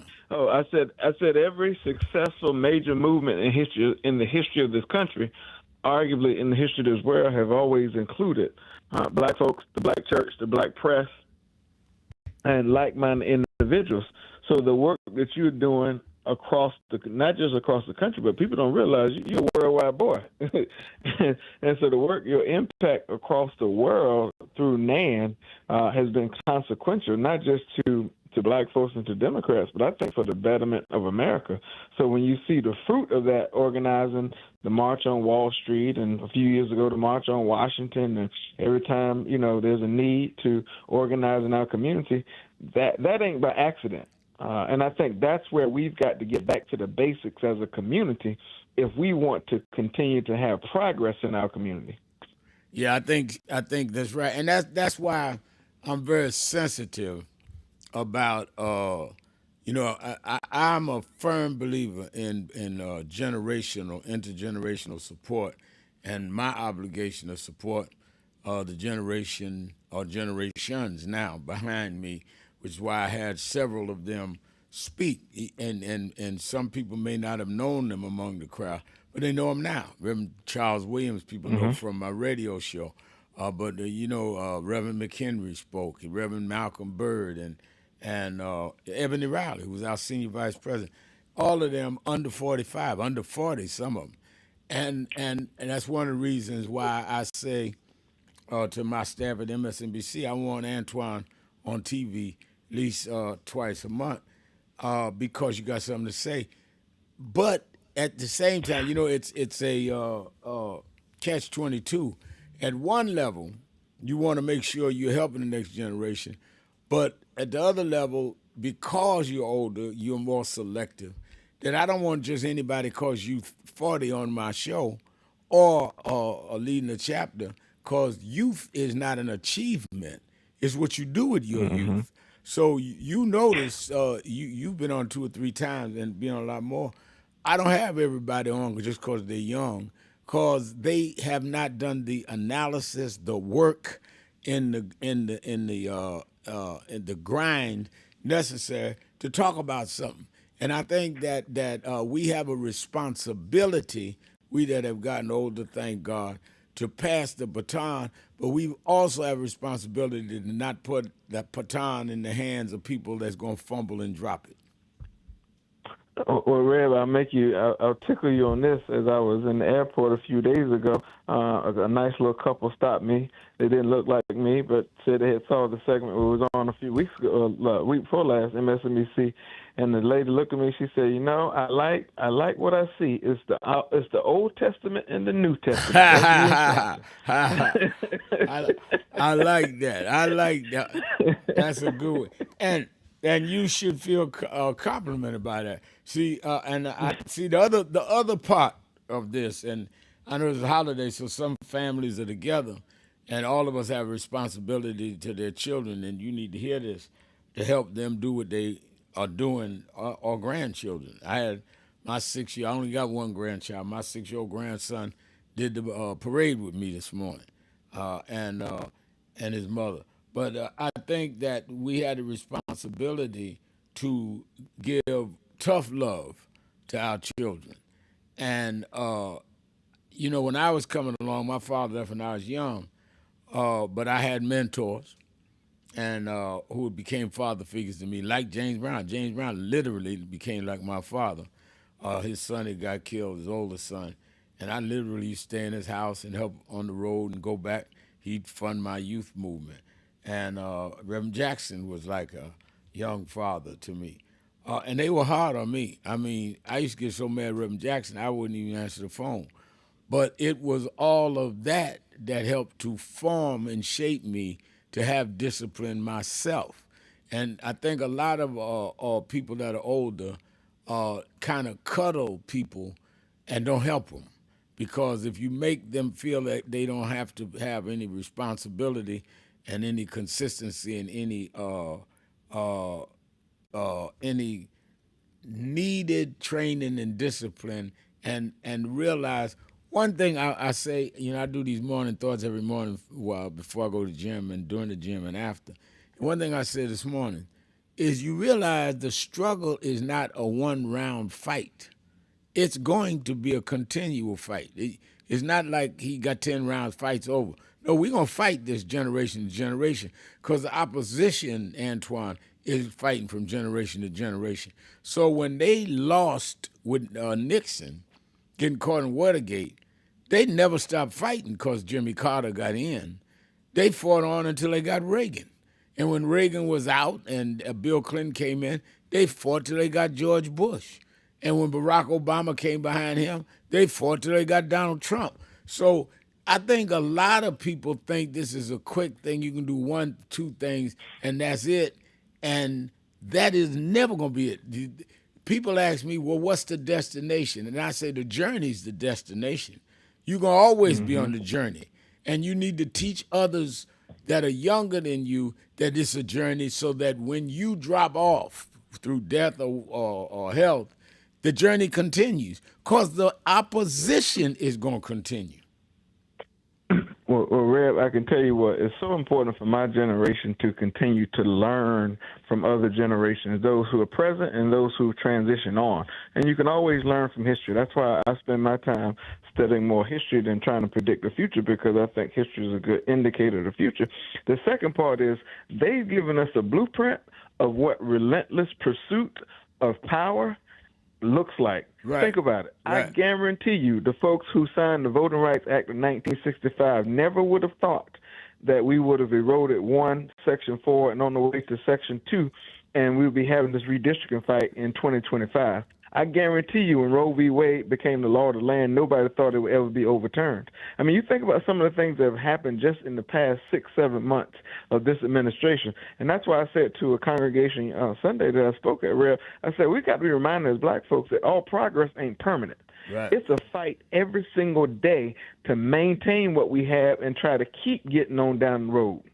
That's right. Absolutely. Let's go back to the phones. 1-877-532-5797, 1-877-532-5797. Did I hear say Antoine say he was preaching at church? So wait a minute, he getting too far there now. Let's go to Miss Sharon in Atlanta, Georgia. Miss Sharon.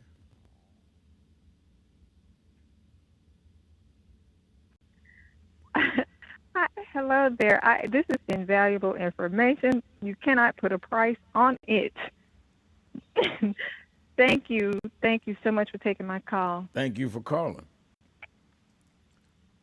Thank you, Reverend Sharpton and Mr. Seawright. You can just call me New Testament. Yes, sir. I was howling when you said that. I said, you know what? I too wait till Monday so that I can hear you, hear you speak and give that valuable information. Right. Guys, we do have a fight on our hands, and for every citizen in this country and internationally that do not belong to the MAGA Republican thug criminal bunch needs to be fighting and working for victory and success, because I see that on the horizon. We will be victorious again over this evil. But I personally called to thank you, Reverend Sharpton, for sending, for inviting us and having us come to the march on Wall Street. Oh, okay. I finally got a chance to see the House of Justice. Oh, all right. And you guys accommodated everyone. We had a few students from Morehouse attend. Right. It was, we have to do this soon again. Yeah. The fellowship is important. The fellowship is important. Yes, it is. Yes, it is. And we even got a few people to join in. Yeah, I heard that. I heard that right on the bus. They said, and some of the Morehouse students came on that bus. Antoine, Howard University had 2 buses of students on their own, and they came. I had preached at Howard the Sunday before, which was the first weekend of the takeover by the feds, and the place was packed. They at Crampton Auditorium. There was too many to go to Rankin Chapel, and those students came. And I said, no, y'all don't need to talk to me. Let them talk to the youth in Huddle, which is the youth department of NAN. We got young people. I want to push young leaders out here. I done mine. I ain't going to get no more famous. I'm not looking for fame. I'm looking for us to build continuity and legacy. So I'm very happy you came. And you're right, Miss Sharon. We got to do this more. Thank you for your call. Let's take a break. Be right back. Sharpton, see right. Old Testament, New Testament. But it's the same Bible. We'll be right back.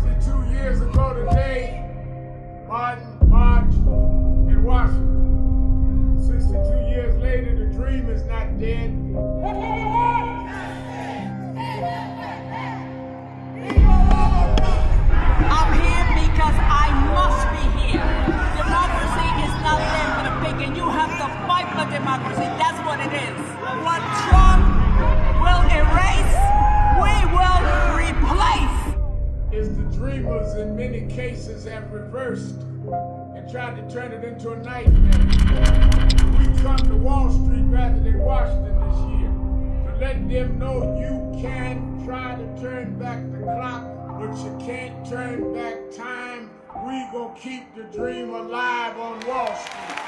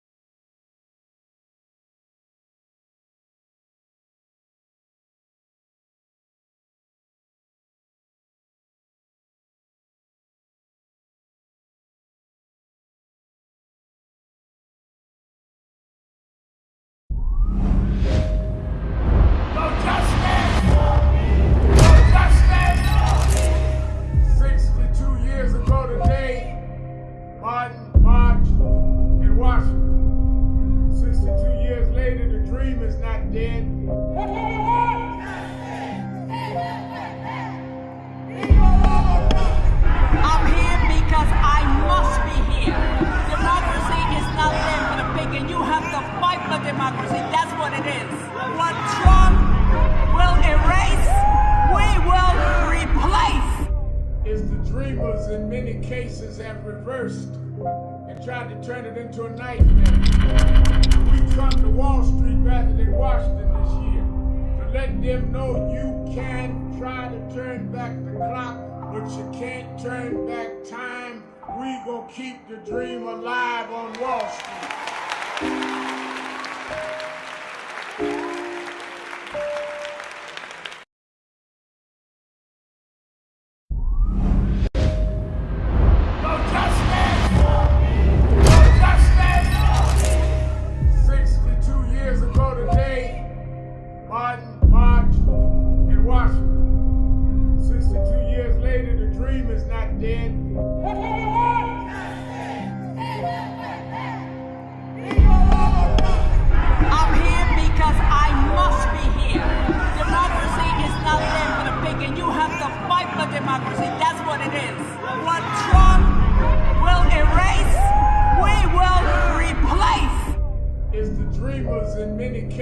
Have reversed and tried to turn it into a nightmare.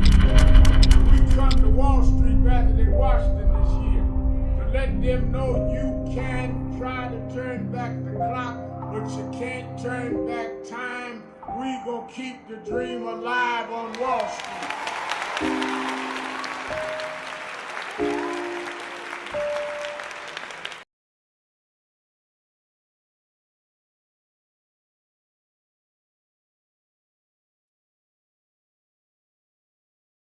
No justice, no justice, no justice. What do we want? What do we want? We are the sons and the daughters. We gotta stand up and make it loud. Just like our God told the Pharaoh, let my people go, go. We are a new generation from the ones who have come before. He's calling us into freedom. Let my people go, go. We gonna shine and shade. Give me a papa God, rain, make the heavens. If you don't say you know what trouble, let my people go, go. The blood, sweat, and the tears that we gathered through the years. If you don't say you know what trouble, let my people go, go. Wade in the water, we did wade in the water, children.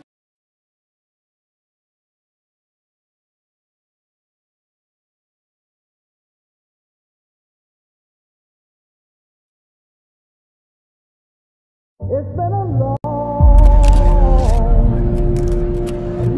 time coming, but I know 1968, Dr. Martin Luther King was killed in Memphis, Tennessee. And it has been the commitment of National Action Network for always in the month he was killed to let them know they killed the dreamer. I have a dream today. When they came for the dream.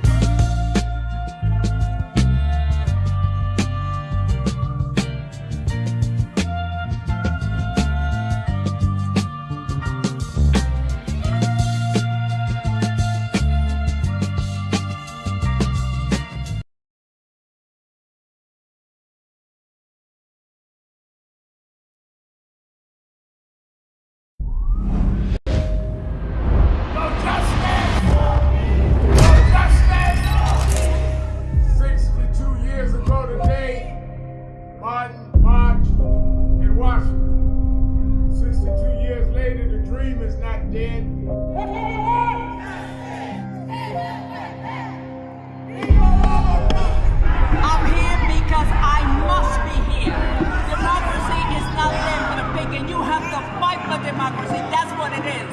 What Trump will erase, we will replace.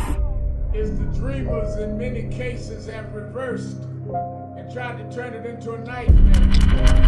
We come to Wall Street rather than Washington this year to let them know you can try to turn back the clock, but you can't turn back time. We gonna keep the dream alive on Wall Street.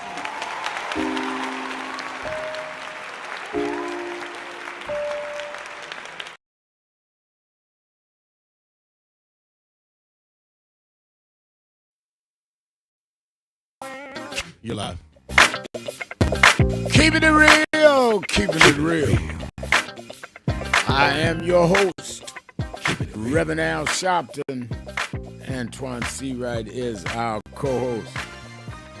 We're live this Labor Day. Let's go right back to the phones. Let's go to the labor activist, leader extraordinaire from Detroit.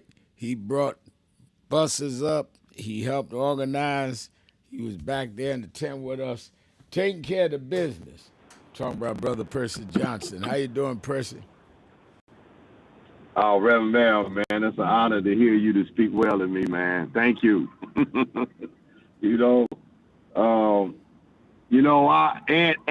So I bumped into my director today at a region that gave us the goal for the bus that we used to go to New York this past rally you had. Right. And they are ready for next year. We got to be better. Right.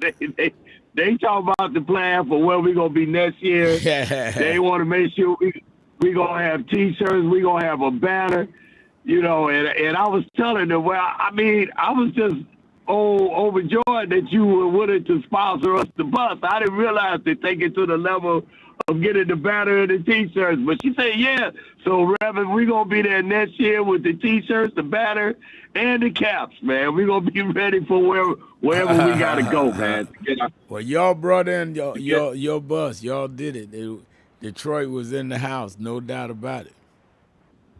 We were. And I tell you, man, so like I said, I told you that I had found some National Education Association flyers that they were passing out there at your rally. Yeah.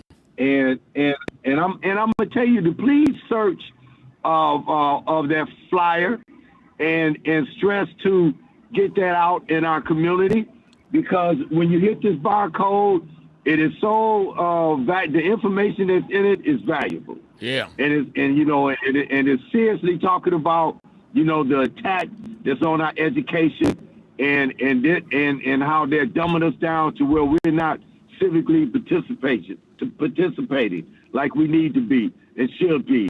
And for me, Reverend Mel, I'm one as far as education. It hurts me to hear when they want to take our dollars and give vouchers for private profiting schools. I have a problem with charter profiting schools. I don't have a problem with the charter schools, that are nonprofit. All right. But for the ones that are profiting and taking my tax dollar away from some zip codes where you're not giving every zip code in my book should have the same quality education, despite how well the revenue for that community is as far as the tax base. So if you got a poor community and they're not, their school should be just as strong as the schools in the qualified, wealth communities, that are public schools. Right now, I live in Troy, Michigan, and we have a great public school system here. They don't even have any charter schools that are private, profiting charter schools. They are all either private, and the parents are paying for the private schools, or they're public schools, and they have great.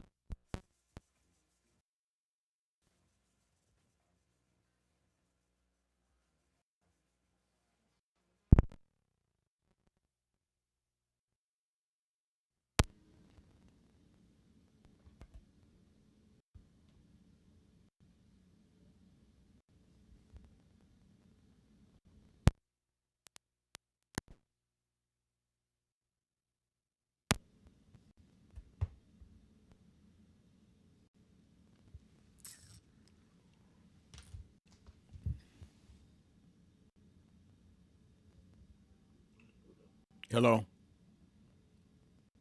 I thought I heard him.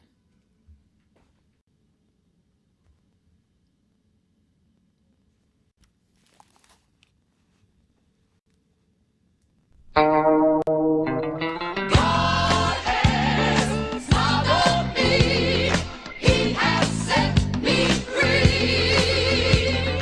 God has smiled on me. He's been good to me. Let me tell you, God has smiled on me. He has set me free. God has smiled on me. He's so good to me. Let me tell you, God has everybody on me. Sometimes He has set me free. I feel so good. God has smiled on me. Oh yeah. He's been good to me. One more time. God has smiled on me. Every day of my life, I feel it. You give me strength and energy. Help me to sing. He's been good to me. Oh yeah. This is Reverend Al Sharpton of Brooklyn, New York. I've been traveling around the country talking to the radio announcers, the church people, and the street people, telling them that God has smiled on me. God has smiled on you if you got breath in your body. If He woke you up Take us this out the morning break. and started you on your way. But I want to tell you some stories of people that God smiled on. We know. Here in the studio, I hit the wrong button, but we'll take a break, come right back. I didn't finish with Percy, so Percy can call back in if he wants. I now have other calls. Keeping it real, Sharpton, see right, be right back. Keep it real. No justice, no What do we want? 33-year-old preacher without a church. A number of black New Yorkers as well. He is little more than a pudgy exhibitionist who can be counted on to show up, bullhorn in hand, at every racial incident.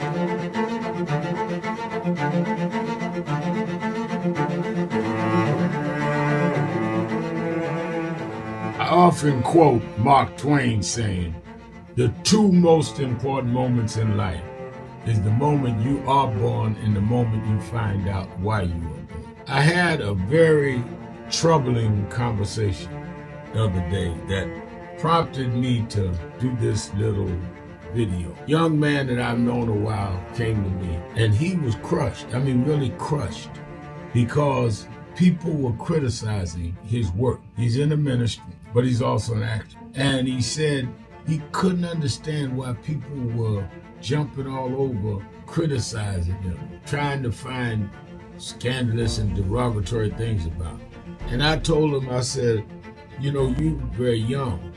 You don't know the road I've traveled.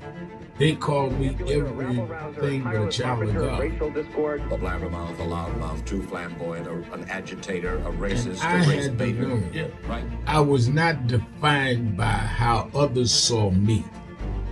I was defined by how I saw myself and whether I was being true to myself. Some of you watching this don't like me. And it doesn't matter as long as I know what I'm doing and I like me for being real. So I'm doing this video to say to you, whoever you are and whatever you do, you may not be in ministry or social justice, none of this stuff, but don't live your life worried about opposition or people that don't like you. You can turn that around. Use me as an example. The same people that call me a scam artist, a con artist, a sellout, or racial hustler and all, I kept going. And the people I respected started respecting and publicly embracing my work.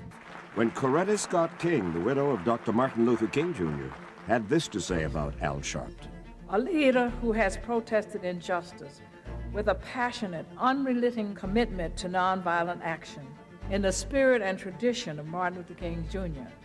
And I am talking about your leader, our leader, the Reverend Al Sharpton.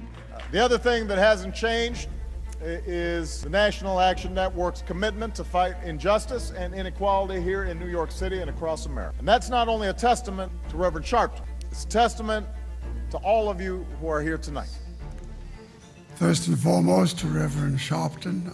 I saw him when he first came on the scene, and I have marveled at his tenacity, at the development of his intellect, and his devotion to our movement, and much he has contributed to the world we are experiencing. I am honored, and I must say that when I had my debate with Dr. King on the issue of the church and religion, he didn't warn me that after his departure, his space would be filled by another preacher, and that preacher would be Al Sharpton.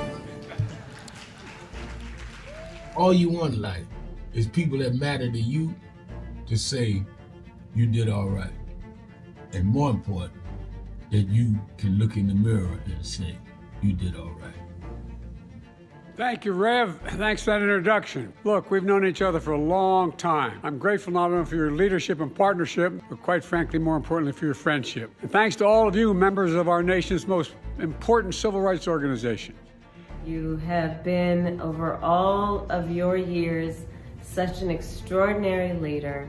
You are a voice of truth, a voice of conscience, a voice of practicality around what we must address and what we can do. And I thank you so much for your friendship. I remember that most of the youth around Al's age, he was about 12, wanted to be like Connie Hawkins, a great basketball player, legend, or Earl the Pearl, or Clyde Frazier. Al wanted to be like Adam Powell, a powerful preacher with a social justice gospel. He was very close to, at that time, to Reverend William Augustus Jones, powerful preacher and social justice advocate, and Reverend Gardner Taylor State right down the street, and Bishop Washington, whose church he came from, and Reverend Sandy Ray. He wanted to be like these giant preachers. He wanted them to have the edge, however, of the King's social justice dimension. He wanted to be like them. Now he's one of them. Perhaps taller than most of them because of the risks he has taken and the reward God has given him with his gift. I remember so well that I first escorted him to jail. He was around 13 years old with the jail fighting the ANP. He was in the lineage of our struggle. He grew up in it. We didn't just see him on TV one night. He didn't happen. He came bottom up, not top down.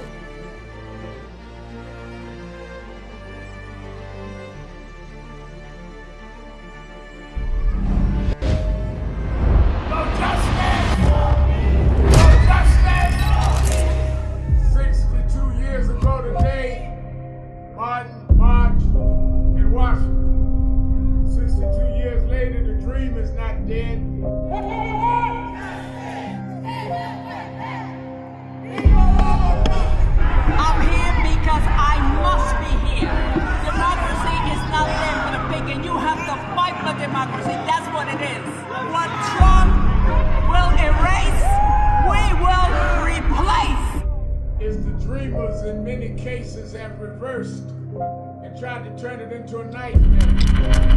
We come to Wall Street rather than Washington this year to let them know you can try to turn back the clock, but you can't turn back time. We gonna keep the dream alive on Wall Street.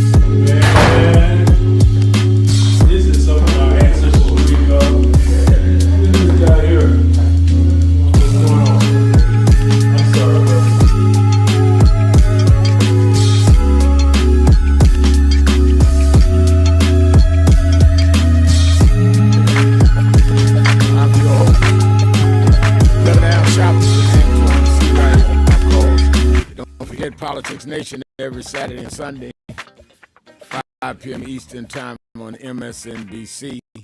And be at the Saturday Action Rally if you are in the tri-state area, New Jersey, New York, Connecticut, 9 a.m. to 11 a.m. every Saturday morning. I'll be there this Saturday, certainly. We've got to now stay on track, following up the March. We also getting ready for go back to school for most of our young people and college people. We got something for them this Saturday.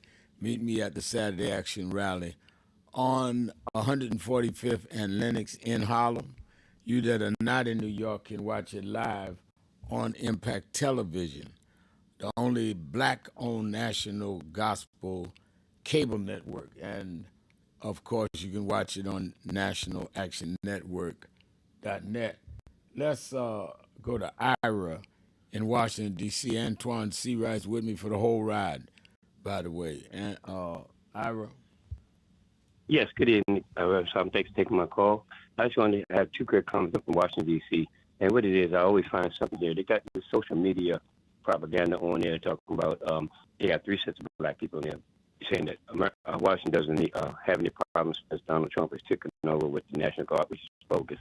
Then the last advertisement they showed was some brother with a white man's arm in his face telling everybody that we need more of this. It's just something that they put in the mindset of dummies to believe that this is what we need and what we want because they see a black face saying this, and it's not true. So anybody who lives in Washington, D.C. know that that's propaganda, and it's not going to stick with us. So we just know everything we see on the social media, we got to research and take a common sense approach about it. That was the first thing. But my last thing is something that got me, this cashless society that this administration is trying to put on people. What I found out and boiled down to is most of those people that these rich folks, these J.D. Vance and Trump and his family, they bought up all this cryptocurrency crap. And what they do is they make sure that when they do change over, everything you got to buy is going to come from them because they bought up everything. That's why they're so busy about getting this cashless society because they done bought up everything that people got to go to them to get. That's just my statement for today. And you have a great day as well, sir. Thank you for your call. Antoine, tell me your overview on this whole crypto phenomenon that seems to be growing. Well, Rev, I've said to my friends in the Congressional Black Caucus that we have to get ahead of it before it gets a hold of us. And just like the payday lending industry, we did not get ahead of it, and it ended up being problematic for the black community for generations. And so I certainly think it is the future and the now. So it's best for us to try to work with folks to regulate it, learn it, and make certain that our communities are informed and engaged and learn the various opportunities and not let it turn into something that will end up being that will strip us away from our ability to maneuver and move financially. And it's a big, big deal in terms of the ag community. And the ag community, who's traditionally not reflective of us from a leadership perspective, are chomping at the bit to get a crypto bill done. They was able to do that in this last Congress, but I do think that there's going to be more work to be done in Washington and at the state level, and we've got to have leaders like Derek Johnson, like yourself, and Mark Mariel, and others who are leaned in and tuned in about what impact that crypto on the whole is going to have on the financial markets around the world, but also our community. No question about it. It's going to have heavy impact. Let's go to Wale in Manhattan, New York. Wale. How you doing, Reverend Sharpton? I'm doing very well. How are you doing? That's good. You're looking great as usual. Thank you. I was out there. I keep saying rally, but it was a march. Could that be the same thing? Yeah, march and rally. We marched and then a rally. You were right. I felt so proud. It was like like you said, black folks, all the time we get to come together is when we are there at the rally, 145th Street. So we don't, our people don't get together like we should. So it was really, really, really good. Plus, you had all types of races there. There was white folks there, all kinds of people. But what I really call for today, I didn't appreciate that drone. There was this drone. I wasn't way in the front, like where the stage, like where you were. Go on stage. I was a quarterback from the stage, so basically I was up front.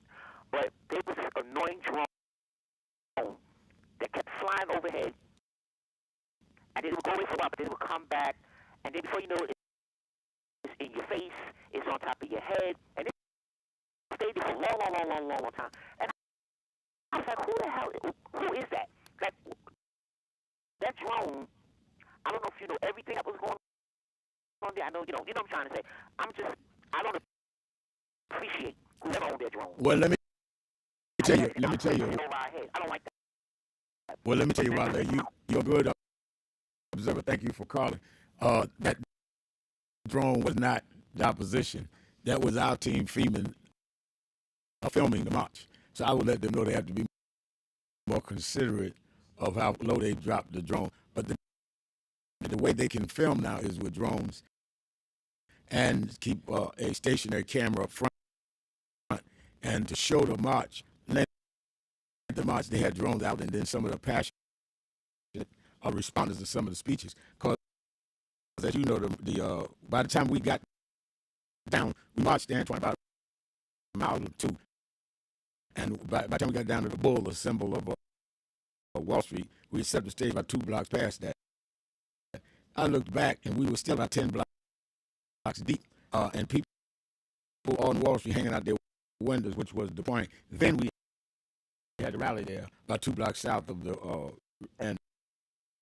south of the bull, and we surrounded the bull, and it was 8 blocks beyond it, and 2 blocks to the stage. So she's right about it. She was where she said she was in the front, and only what they got now, rather than try to climb up and convince people that you go up in their skyscraper and take pictures of the march. If you get these drones, they can film it. But they should have. That's my bad. I should explain to the crowd what's going on, so they would not think it was some other people, like Trump or.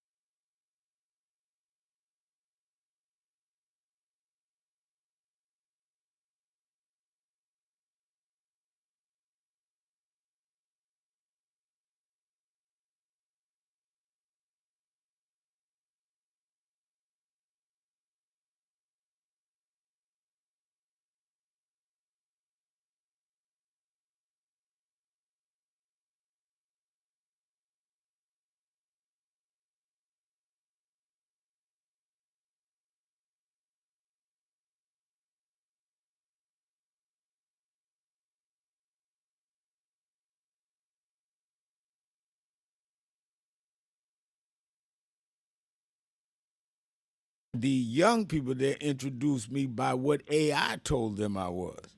And I'm not even saying it's incorrect, but it's the public perception. We got to deal with that, like you were saying about crypto. We cannot have a 1940s strategy in 2025.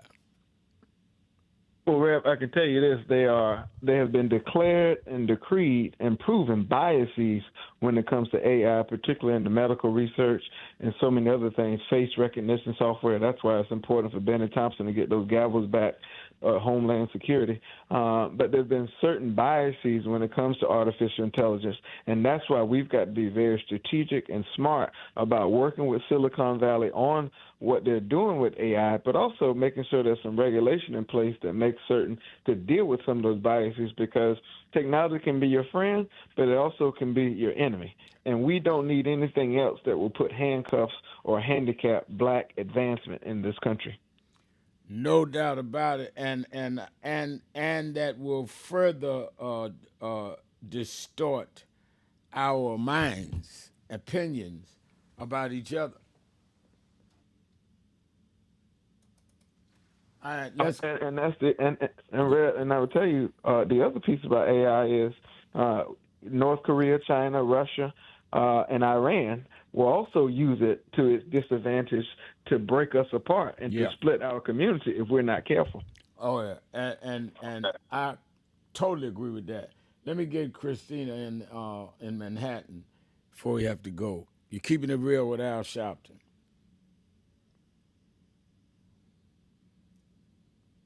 I do not hear Christina. I don't think she's there. All right, let me go to Patricia then in Harlem. Patricia. Reverend Sharpton. Yes, thank you for taking my call, Reverend Sharpton. And first off, just a couple of quick things. I want to commend you for a successful march on Wall Street. A number of years ago, my organization, the International Black Women's Cross Culture Institute, had a book signing for you at the Schomburg Center, and the late Robert Knight interviewed you. But I was calling because you had this woman who called you on Sunday. She's a content creator, and what she is doing, she's recording your exchange and putting it on her podcast, chopping it up and putting it out of context. She did this once before around the Target situation. So I just wanted to warn you, that woman her name is Demetria, and she's out of Texas, and she's a part of these people who have been spreading misinformation and disinformation about the election and Kamala Harris and about you and a whole host of people. So I just wanted to warn you. What's her name? She said her name was Dee from That's Texas. probably not her name. Well, her name is Demetria. She was talking about buying stock and going to the stockholders meeting. It was near the end of your show on yesterday. Yeah. The Sunday show. Yeah, just beware, because that's what they're doing. And there's a whole bunch of people spreading misinformation and disinformation on YouTube and on social media, and that's where we're in this situation. And I just want to tell you, sir, just keep the pressure on. I'm from back when you were with Nan and the National Action Network, when y'all used to be on 125th Street. And just keep the pressure on, sir. And congratulations on your anniversary. Well, thank you so much, and thank you for that warning, and we'll be watching that. And that's just what you were just saying, Antoine, the misinformation. They got this now where they could take a clip out of a half a sentence and have you saying the opposite of what you were saying. You got to be real careful. People be calling me on my cell phone saying, I got your number. Somebody posted it online. I said, well, what they didn't post is I'm going to talk to you because I don't know who I'm talking to. Call the office. I mean, it gets a little crazy. Let me thank Antoine Seawright. Let me thank all of you that spent Labor Day afternoon with me and Antoine. And remember, whatever you do, wherever you go, however you feel, tell somebody, tell anybody. Do me a favor, tell everybody. Reverend Al told you personally, keep it real. Keep it real. Whatever you do, keep it real. I'll talk to you tomorrow.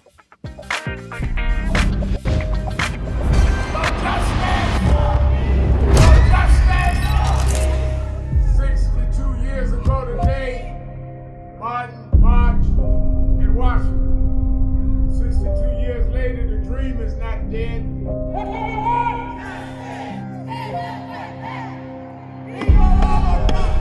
I'm here because I must be here.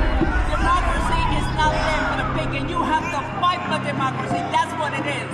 What Trump will erase, we will replace. It's the dreamers in many cases have reversed and tried to turn it into a nightmare. We come to Wall Street rather than Washington this year to let them know you can try to turn back the clock, but you can't turn back time. We gonna keep the dream alive on Wall Street.